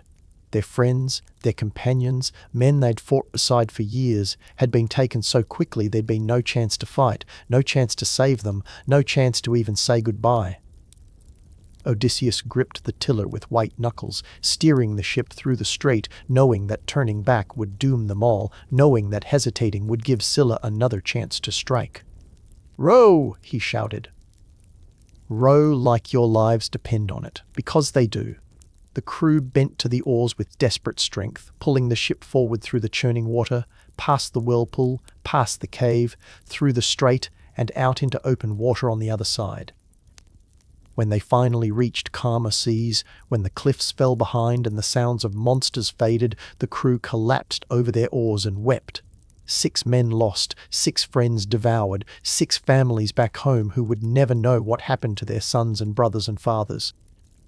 Odysseus stood alone at the stern, staring back at the strait, understanding that this too was part of the cost. Leadership meant making choices that killed people, meant sacrificing some to save others, meant carrying the weight of every loss for the rest of your days. Scylla had taken his men, but she'd marked him too, in ways that went deeper than any physical wound. The ship limped onward through exhausted silence, every man lost in their own grief and horror. When land appeared on the horizon, when the promise of rest and resupply beckoned, Odysseus knew he should refuse. Should sail past, keep moving, put more distance between themselves and the horrors behind them. But the crew needed to stop, needed to grieve, needed to eat something other than ship's rations, and drink something other than stale water. And the island looked peaceful, green and lush, with no obvious dangers visible from the sea. This was Thrinacia, though they didn't know it yet, the island where Helios, the sun god, kept his sacred cattle. The place both Tiresias and Circe had warned Odysseus about with dire prophecies and explicit instructions. "Do not touch those cattle," they'd both said. "No matter how hungry you are, no matter how desperate, do not lay hands on the sun god's herd. If you do, you will lose everything. The ship, the crew, everything but your own life." Odysseus remembered the warnings, carried them like stones in his chest, but when his exhausted, grieving crew begged to stop, just for one night, just to rest on solid ground and mourn their dead properly, he couldn't say no. They made camp on the beach, built fires, ate the provisions they had left. Odysseus made them all swear oaths, sacred and binding, that they would not touch the cattle grazing in the inland meadows. The crew swore willingly, genuinely meaning it in that moment. They were good men, loyal men, men who'd followed Odysseus through hell and intended to follow him home. But oaths are easy to make when your stomach is full. When hunger sets in, when desperation takes hold, even sacred vows can begin to seem negotiable. The storm came that night and stayed for a month, winds howling from every direction, rain falling in sheets, waves crashing against the shore like the fists of angry gods. No ship could sail in such weather, no crew could survive the attempt. They were trapped on Thrinacia, and as the days turned to weeks, their supplies ran out. The grain was gone, the wine finished, the dried meat consumed. They tried fishing, tried hunting birds, tried gathering what plants they could find, but the island seemed intent on starving them, offering nothing but those fat, healthy, perfectly untouchable cattle grazing in their meadows under the eternal sun. Odysseus prayed constantly, offering sacrifices to every god he could think of, begging for the storm to end, for a chance to leave before disaster struck. But the gods, it seemed, were testing him. Or maybe they'd already decided his fate and were just dragging out the inevitable. He should have stayed with the ship, should have kept constant watch over his men, should have known they'd break eventually. But he was human too, exhausted too, and one afternoon he left camp to pray in a quiet grove, seeking some respite from the responsibility of keeping everyone alive against impossible odds. That was when Eurylochus made his speech. Eurylochus, who'd survived everything, who'd escaped Circe's transformation, who'd led men through battle and monster attacks and divine curses. He gathered the starving crew and spoke with the logic of desperation. "My friends," he said, "all forms of death are hateful to mortals, but death by starvation is the most wretched way to die. These cattle belong to Helios, yes. And if we touch them, we may face divine punishment. But the gods can only kill us, and we're dying anyway. At least this way we die with full bellies, having fought for our survival rather than surrendering to slow starvation. And when we reach Ithaca, if we reach it, we'll build a great temple to Helios, make rich offerings, beg his forgiveness. The gods respect initiative, respect those who fight for their lives. They'll understand." The logic was seductive, dangerous, the kind of reasoning that sounds right in the moment but leads to disaster. The crew, hollow-eyed with hunger, empty-bellied and desperate, chose to believe it. They chose to forget their oaths, to ignore their captain's warnings, to believe they could bargain with the gods. They drove the finest cattle from the herd, slaughtered them with rituals and prayers, roasted the meat over fires made from sacred wood. As they feasted, the gods themselves sent omens of doom. The cattle hides crawled across the ground, though nothing touched them. The meat on the spits bellowed and moaned with voices that sounded almost human, but the crew was too far gone to care, too hungry to stop, too committed to their choice to turn back now. Odysseus returned to camp and smelled the cooking meat, saw the smoke rising from the fires, understood immediately what had happened. His knees buckled. For a moment he couldn't breathe, couldn't think, couldn't do anything but stare at the scene before him and understand that everything was lost. He'd tried so hard, led them so far, survived so much, and in the end it didn't matter. His crew had doomed themselves, and the doom would fall on all of them. Far above, on Mount Olympus, Helios the sun god heard his daughter Lampetia's report and raged. His sacred cattle, the animals he delighted in seeing as he drove his chariot across the sky each day, had been slaughtered and consumed by mortals. The disrespect was intolerable, the violation unforgivable. He went directly to Zeus with his complaint and his demand. "Father Zeus," he said, voice tight with fury, "take vengeance on Odysseus's crew. They have killed my cattle in their lawlessness. If they do not pay a full atonement, I will descend to the underworld and shine my light among the dead instead of the living." Zeus, who'd been watching this drama unfold with a mix of pity and exasperation, agreed immediately. An oath is an oath, and they'd broken theirs. More importantly, you don't threaten to take the sun out of the sky. The whole world would die in eternal darkness. The punishment was decided in moments. When the ship left Thrinacia, when it sailed back into open water, Zeus would strike it with his lightning. Shatter it to splinters. Kill every man aboard. All except Odysseus himself, who was fated to survive, to return home eventually, to pay for his failings in other ways. The crew feasted on the stolen cattle for 6 days, 6 days of plenty before the doom. On the 7th day, the storm broke as suddenly as it had come. The winds calmed, the seas flattened, the sky cleared to perfect blue. Time to leave. Time to face judgment. They loaded the ship in silence, no one meeting anyone else's eyes, everyone understanding on some level that they'd crossed a line that couldn't be uncrossed. Odysseus stood at the tiller and said nothing. What was there to say? He'd failed them and they'd failed themselves, and now they would all pay the price. The ship sailed into clear weather and calm seas, conditions so perfect they should have been joyful. But the crew knew better. They could feel it, that terrible waiting, that sense of something vast and angry gathering its power.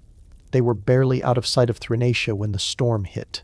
Not a natural storm. This was divine fury made manifest, Zeus's wrath taking form in wind and lightning and water.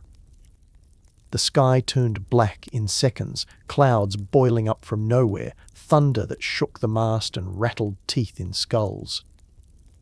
The lightning bolt, when it came, was precise, targeted, personal. It struck the ship dead center with a crack that sounded like the world splitting in half, and the vessel exploded into kindling. The mast shattered, the hull broke apart, the deck splintered into 1,000 pieces. Men were thrown into the water like rag dolls, screaming, flailing, trying to swim as the waves rose up to swallow them. Odysseus grabbed for anything solid, found the broken mast and a piece of hull, lashed them together with torn rigging into a makeshift raft, barely large enough for one man. He watched his crew die, watched them bob to the surface one by one, mouths open in silent screams, arms reaching for help that would never come. Watched the sea close over them, pulling them down into darkness, taking the last of his companions to join all the others lost along the way. Every man who'd sailed from Troy with him was gone now. Every friend, every warrior, every single person who'd survived the war only to die on the journey home. Odysseus clung to his pathetic raft, alone in a vast and angry ocean, surrounded by wreckage and bodies, and the certain knowledge that this was his fault, his leadership, his choices, his failures, all of it his.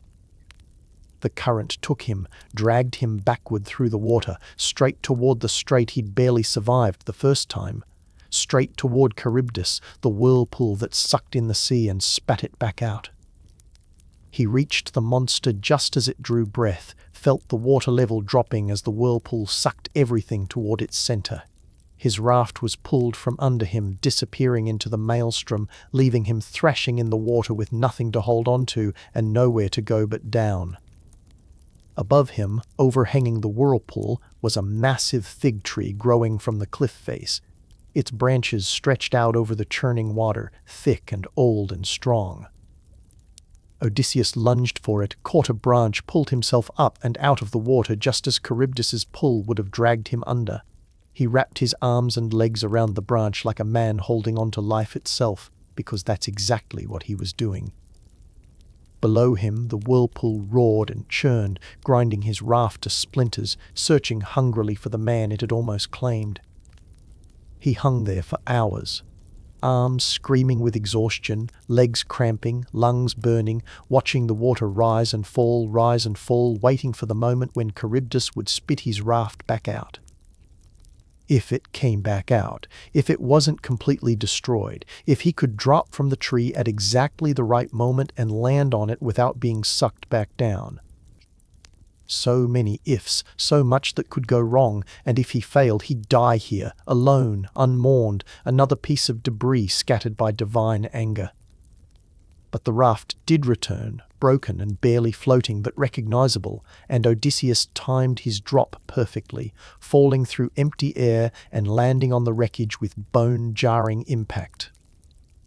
The current caught him immediately, pulled him away from the whirlpool, carried him out into open ocean where he lay on his back staring at the sky and trying to remember why survival mattered when everyone he cared about was dead. For 9 days he drifted.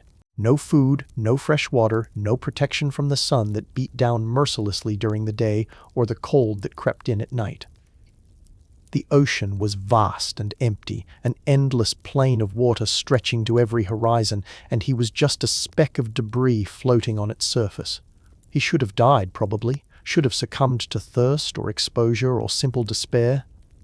But something in him, stubborn, relentless, probably more curse than blessing, refused to let go. He drifted, half-conscious, burning and freezing and dreaming of home. On the 10th day, an island rose from the sea like a dream, green and beautiful and too perfect to be real. But it was real, solid ground appearing beneath his raft as gentle waves pushed him toward shore. He staggered onto the beach, fell to his knees in the sand, and passed out before he could even look around to see where fate had delivered him. This was Ogygia, secret island hidden from the world, home to the nymph Calypso. And for Odysseus, it would become another kind of prison. Calypso found him on the beach, broken and battered, more dead than alive. She was beautiful in the way only immortals can be, ageless and perfect, with eyes that held the depths of the sea and a smile that promised comfort he desperately needed.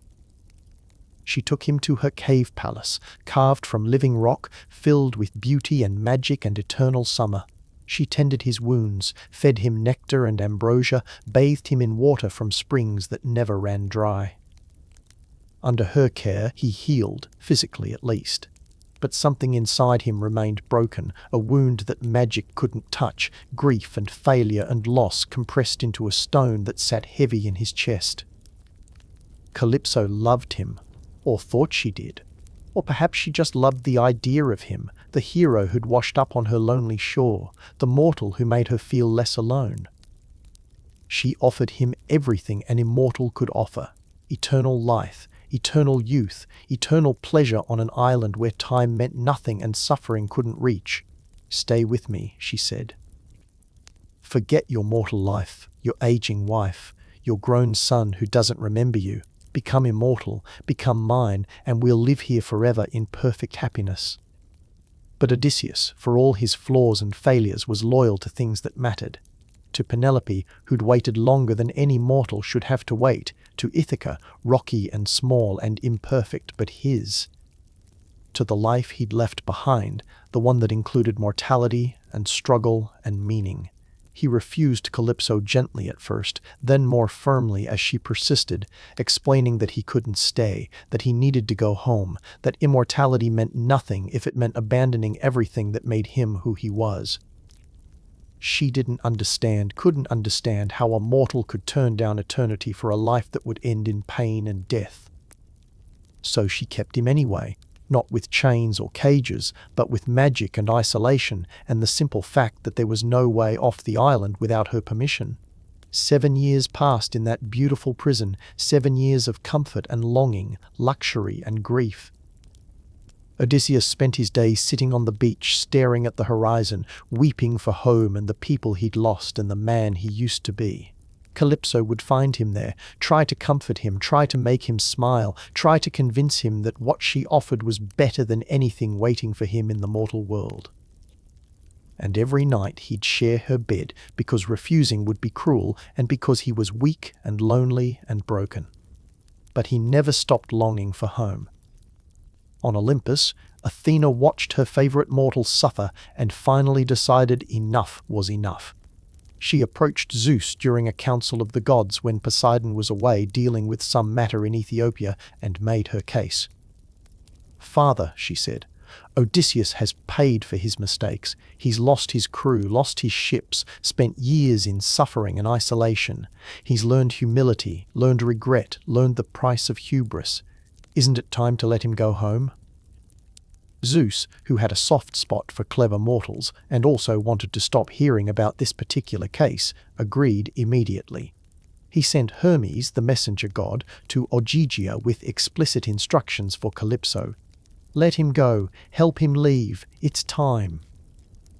Calypso raged when Hermes delivered the message, but her anger wasn't really at Odysseus or even at the gods. It was at the injustice of it all, the way male gods could take mortal lovers without consequence, while goddesses were punished for the same desires, the way immortality meant watching everything you cared about slip away eventually.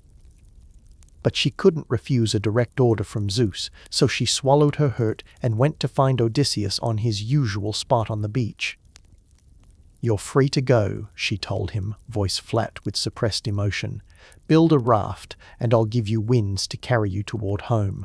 I'll provision you with food and water, show you which stars to follow.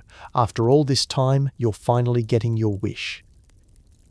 Odysseus didn't believe her at first, thought it might be another test or trick. But Calypso was sincere, heartbroken but sincere, and over the next days she helped him build a sturdy raft from the trees of her island.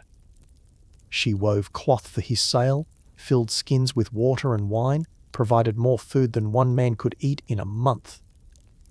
On the day he left, she stood on the beach and watched him sail away, the first person to ever leave her island, taking with him the brief illusion that she could hold on to something, even if that something didn't want to be held. The voyage started well. Fair winds, calm seas, stars clear and bright for navigation.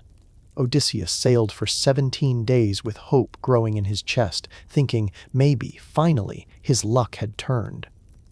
But Poseidon, returning from Ethiopia, spotted his mortal enemy sailing free across the open ocean and exploded with renewed fury. "You thought you'd escape? You thought I'd forgotten?" The sea god raised his trident and called up a storm that made all previous storms look like summer breezes. Waves the size of mountains, wind that stripped the sail from the mast, currents that spun the raft in circles until Odysseus couldn't tell which way was up. The raft broke apart beneath him, and once again he was in the water, drowning, certain this time he wouldn't survive.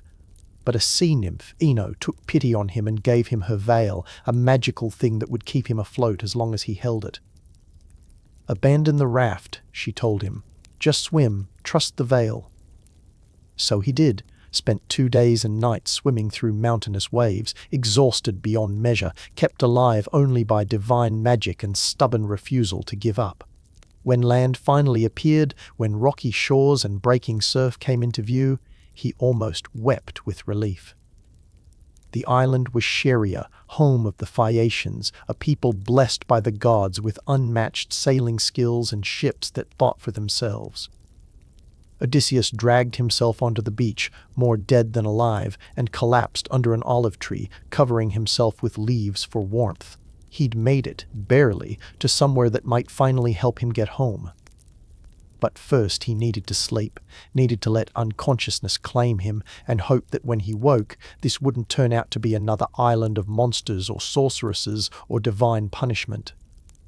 Morning came with the sound of women's laughter, high and musical, carrying across the beach. Odysseus stirred beneath his pile of leaves, disoriented, aching in every muscle, unsure for a moment where he was or how he'd gotten there.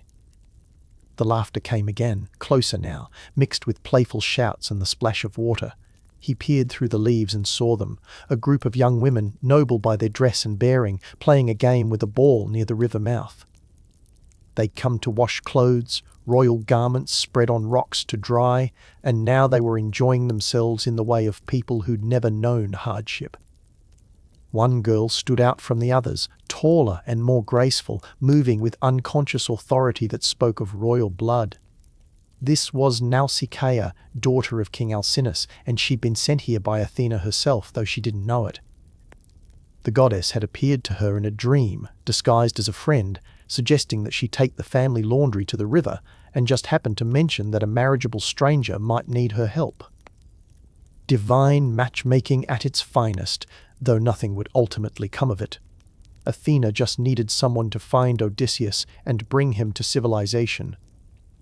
The game reached a climax. Someone threw the ball poorly, and it landed in the river with a splash.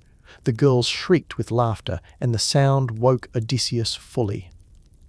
He realized his situation, naked, filthy, covered in salt and bruises, hidden under leaves like an animal.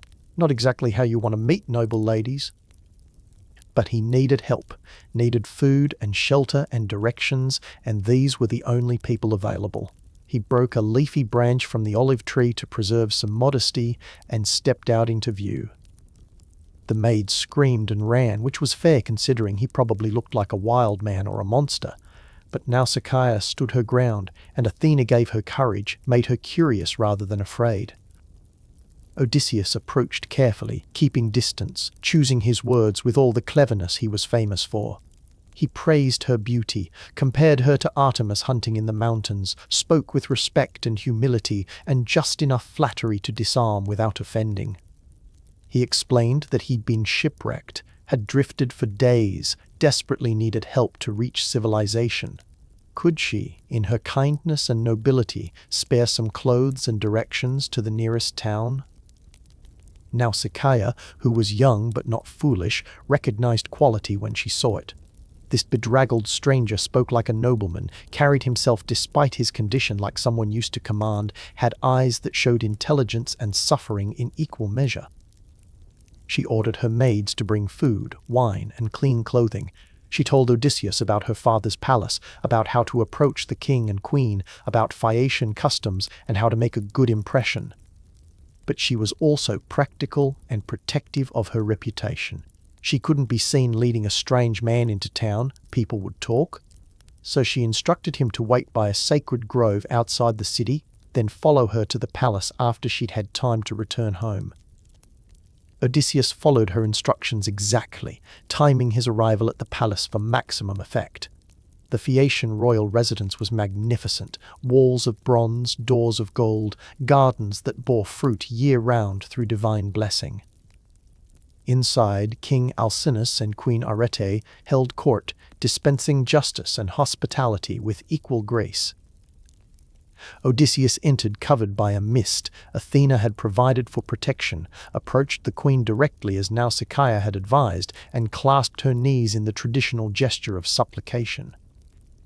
"Queen Arete," he said, "I come to you as a suppliant, asking for help to reach my homeland. I have suffered much, lost much, and wish only to return to the people I love. I ask for your husband's aid and the blessing of your ships." The Phaeacians, blessed by the gods and protected from most of the world's troubles, took hospitality seriously. Alcinous raised Odysseus himself, gave him a seat of honor, provided food and wine without asking questions. Only after the stranger had eaten his fill, only after the basic requirements of guest friendship had been met, did the king ask the obvious question: who was he? Where was he from? How had he ended up shipwrecked on their shores? Odysseus considered lying, using one of the false identities he'd perfected over years of surviving impossible situations. But these people deserved truth, had shown him nothing but kindness, and besides, he was tired of deception. So he told them everything, started with Troy, with the horse and the fall of the city, then continued with every disaster and monster and divine curse that had delayed his return. The lotus eaters and their forgetful flowers, Polyphemus and the Cyclops cave, Aeolus and the bag of winds, the Laestrygonians and their cannibalistic hunger, Circe and her transformations, the Underworld and its shades, the Sirens and their death song, Scylla and Charybdis, and the impossible choice between them. The cattle of Helios and Zeus's vengeance, the destruction of his ship, his years with Calypso, and finally the storm that brought him here. He spoke through the night, voice steady despite the pain of remembering, telling his story with the skill of a born narrator. The Phaeacian court listened in rapt silence, hanging on every word, gasping at the horrors and marveling at the escapes. When he finished, when the last word faded into silence, Alcinous spoke with tears in his eyes.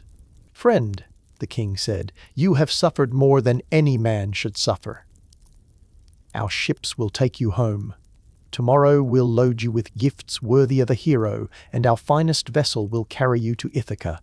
This I swear by all the gods." The Phaeacians were as good as their word.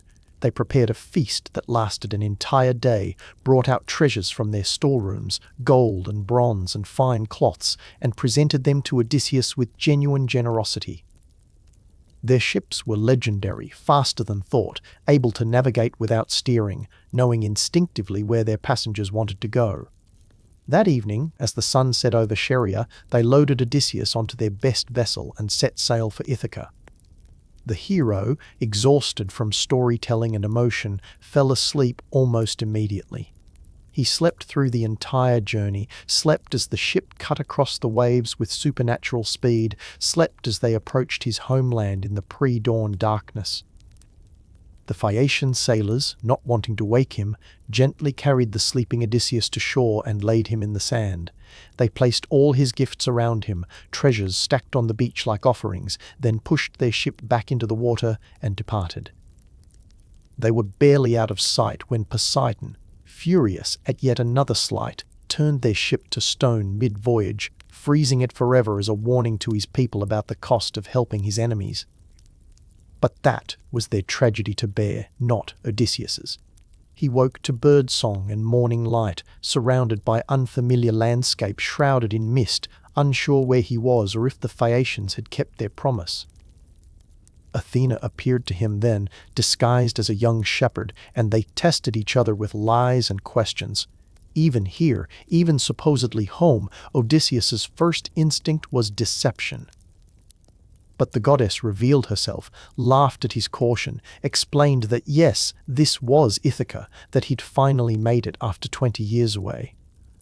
But the homecoming wouldn't be simple. His palace was overrun with suitors, more than 100 of them, arrogant men courting Penelope and consuming his wealth. Going in as himself would get him killed. He needed a plan, needed disguise, needed to be clever one more time. So Athena worked her magic. She transformed him from a weather-beaten but still imposing warrior into a broken-down old beggar, withered and weak, bent with age, dressed in filthy rags. In this form he could move through his own kingdom unrecognized, could see what had become of his home, could plan his revenge without alerting his enemies. But first, the goddess told him, go to the swineherd Eumaeus. He remains loyal, has kept faith all these years. Start there. Eumaeus lived in a hut on the outskirts of the kingdom, tending Odysseus's pigs with the same care he'd given when his master was still home. He was old now, greyed and weathered, but his eyes still held the same loyalty, the same hope that maybe, somehow, Odysseus might return. When a filthy old beggar appeared at his door asking for food and shelter, Eumaeus welcomed him without hesitation. That was the kind of man he was, the kind who honored the gods by treating every stranger as a potential god in disguise. They talked through the evening, the beggar asking careful questions about the state of the kingdom, about Penelope and Telemachus, about the suitors and their behavior. Eumaeus answered honestly, sparing no detail of how bad things had become. The suitors were destroying everything, he said, eating the best livestock, drinking the finest wines, treating the palace like their personal playground. Penelope held them off with cleverness, but she was running out of tricks. And Telemachus, now a young man, was too outnumbered to challenge them directly. It was a slow-motion disaster, and the only thing that could stop it was Odysseus's return, which everyone except Eumaeus had stopped believing would ever happen. The swineherd wept as he spoke about his missing master, and the beggar who was really Odysseus sat in silence, moved beyond words by this unexpected loyalty. Servants weren't always loyal, weren't always faithful, especially after 20 years. But Eumaeus had kept the faith, had maintained his duties, had never stopped hoping. That deserved reward, deserved justice, deserved to be part of whatever came next. Morning brought a surprise. Telemachus appeared at the swineherd's hut, having just returned from a journey to seek news of his father. He'd visited Nestor and Menelaus, had heard stories of the war, had learned that Odysseus had been alive when Troy fell, but had vanished in the years since. The young man didn't expect to find his father, had long since accepted that he was probably dead. But he kept searching anyway, kept hoping, because what else could he do? Eumaeus greeted Telemachus like a son, with hugs and tears and joy at his safe return. The young man noticed the beggar sitting in the corner but thought nothing of it. His family had always welcomed strangers, and Eumaeus was known for his hospitality. After they'd eaten, Eumaeus left to carry news of Telemachus's return to Penelope. And Athena, seeing her moment, appeared to Odysseus and restored his true form with a touch of her hand. The old beggar transformed back into a warrior, still aged and scarred, but unmistakably himself, unmistakably royal, unmistakably alive. Telemachus looked at the stranger who'd just transformed before his eyes and stumbled backward, terrified, sure he was seeing a god or spirit. "Are you a god?" he stammered. "Tell me truly, so I can honor you properly." But Odysseus stepped forward, tears streaming down his face, and spoke the words his son needed to hear. "I am no god. I am your father. I am Odysseus, returned at last after all these years of suffering and wandering, and I'm here to make things right." The reunion broke both of them. They held each other and wept, father and son finally together after 20 years apart, grief and joy and relief all tangled together in a knot too complex to unravel. Telemachus had grown up fatherless, had spent his entire life being told about the great Odysseus without ever really knowing him. And Odysseus had missed everything.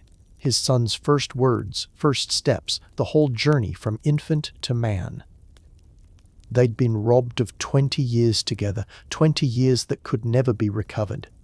But at least they had now, had this moment, had the chance to face what came next as family.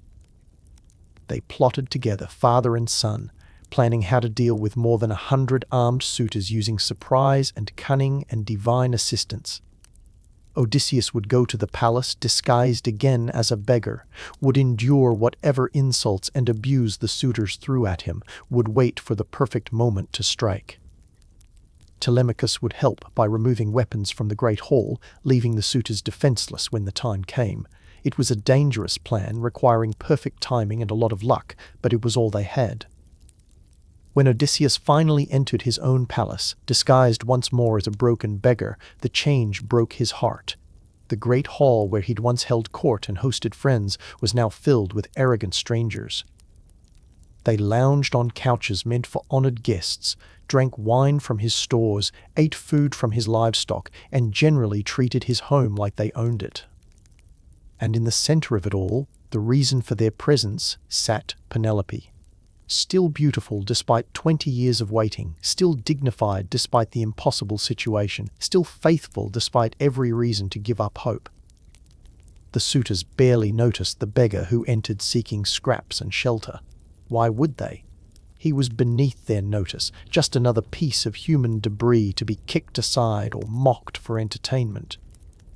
But Penelope, clever Penelope, saw something in the stranger's bearing, requested that he be brought to her, wanted to question him about her husband. Had he heard anything in his travels, any news of Odysseus, any hope at all? Odysseus, sitting before his own wife in disguise, had to lie. Had to make up stories about seeing Odysseus recently, about him being alive and close to home, about reunion being imminent. He watched her face as she listened, saw hope and disbelief warring in her expression, saw her want so badly to believe, but unable to let herself hope after so many years of disappointment. She wept as the beggar spoke, and he wanted desperately to reveal himself, to end her suffering, to hold her and promise that everything would be all right. But the time wasn't right. The suitors were still too powerful, the plan still unfolding. That night, an old servant named Euryclea was ordered to wash the beggar's feet, a traditional gesture of hospitality. As she worked, her hands found something familiar. A scar on his leg, distinctive and unmistakable from a boar hunt in his youth. She recognized it instantly, gasped, looked up at his face, and really saw him for the first time. "Odysseus," she whispered, tears starting. He grabbed her hand, held it firm, begged her with his eyes to stay silent. She understood, nodded, kept the secret even as her heart sang with joy. Her master was home, truly home, and soon there would be a reckoning. The next day, Penelope made an announcement that changed everything. She'd decided, she told the suitors, to finally choose a husband. There would be a contest. Odysseus's great bow, which no one had been able to string in all the years since he left, would be brought out. Whoever could string it and shoot an arrow through 12 axe heads, a feat Odysseus had performed routinely, would win her hand. It was a test of strength and skill, but also something more. Athena was guiding her, making her create the perfect trap, giving her husband the weapon he needed to retake his throne. The suitors eagerly agreed, confident in their strength, sure one of them could manage what a beggar king had done. The bow was brought forth, massive and powerful, crafted by a master and used by a hero. One by one the suitors tried and failed. They couldn't even string it, couldn't bend the bow enough to attach the cord, couldn't manage the first part of the challenge, let alone the second. They warmed it by fire, greased it with fat, strained until their faces went red, and sweat poured down their backs. Nothing worked. The bow sat there mocking them, proving that physical strength without skill and history meant nothing. Odysseus, still in his beggar's disguise, asked quietly if he might try. The suitors erupted in laughter and scorn. A beggar? Using the king's bow? The presumption was insulting, ridiculous. But Telemachus supported the request, and Penelope, guided by forces she didn't quite understand, agreed. Let him try. What harm could it do? At least it would be entertaining to watch him fail. Odysseus took the bow in his hands, and 20 years fell away. This was his bow, his weapon, an extension of his own body that he'd used 1,000 times. He examined it carefully, checking for damage from years in storage, then almost casually strung it with a movement so smooth it looked effortless. The suitors' laughter died. The tension in the room ratcheted up instantly as everyone realized something was wrong, something had changed, something was about to happen. Odysseus selected an arrow, nocked it, drew back, and sent it flying through all 12 axe heads in a shot so perfect it seemed impossible. The arrow struck the far wall with a thunk that echoed like a death knell. Then he turned to face the suitors, no longer disguised, Athena stripping away the illusion in a flash of divine light. He stood revealed as Odysseus, king of Ithaca, returned at last, armed and furious and ready for justice. "Your revels have ended," he said, voice cold as winter seas. "Now you pay the price for your disrespect." He drew another arrow, aimed at Antinous, the worst of the suitors, the ringleader of all this abuse. The man was raising a cup to drink, smiling, not yet understanding his doom. The arrow took him through the throat, mid-swallow, and he fell backward with wine and blood mixing on the floor. Chaos erupted. The suitors leaped to their feet, grabbed for weapons that weren't there. Telemachus had removed them all, realized they were trapped in a room with a master archer who had infinite arrows and infinite rage. They pleaded, offered payment, swore they'd leave and never return, begged for mercy they'd never shown. Odysseus gave none. These men had invaded his home, harassed his wife, threatened his son, consumed his wealth, disrespected his house for years. Mercy wasn't on the table, only justice, only blood. Telemachus fought beside his father, armed with spear and sword, guarding Odysseus's back while the archer worked. Eumaeus and another loyal servant, Philoetius the cowherd, joined them, 4 men against more than 100. But the 4 had weapons, had position, had righteousness and rage on their side. And they had Athena, invisible but present, turning aside spears, causing arrows to miss, making the impossible odds slightly less impossible. The suitors tried to rush them, tried to coordinate, tried to escape. All failed. One by one they fell, until the great hall ran red with blood and bodies were piled like cordwood along the walls. It wasn't a battle. It was slaughter. It was brutal and necessary and terrible. Some of the suitors died quickly, arrows through the heart or throat. Others took longer, pleaded louder, suffered more. Odysseus showed mercy to almost none of them, his face a mask of cold fury as he drew and released, each arrow finding its mark with practiced precision. These men had stolen years of his life, had made his wife suffer, had endangered his son. They'd violated every law of hospitality, every sacred bond between guest and host. They deserved exactly what they got. When it was finally over, when the last suitor had fallen and the silence was broken only by the ragged breathing of the survivors, Odysseus stood among the carnage and felt nothing but exhaustion. Not triumph, not joy, just the bone-deep weariness of a man who'd fought too long and seen too much. He ordered the hall cleaned, the bodies removed, the blood scrubbed from floors and walls. The disloyal servants who'd aided the suitors, who'd betrayed their household, were executed without mercy. Loyalty mattered, and those who'd abandoned it when it was inconvenient paid the price. Then came the final test, the one that mattered most. Penelope. She'd heard the commotion, had been told that Odysseus had returned and slaughtered the suitors, but she didn't quite believe it.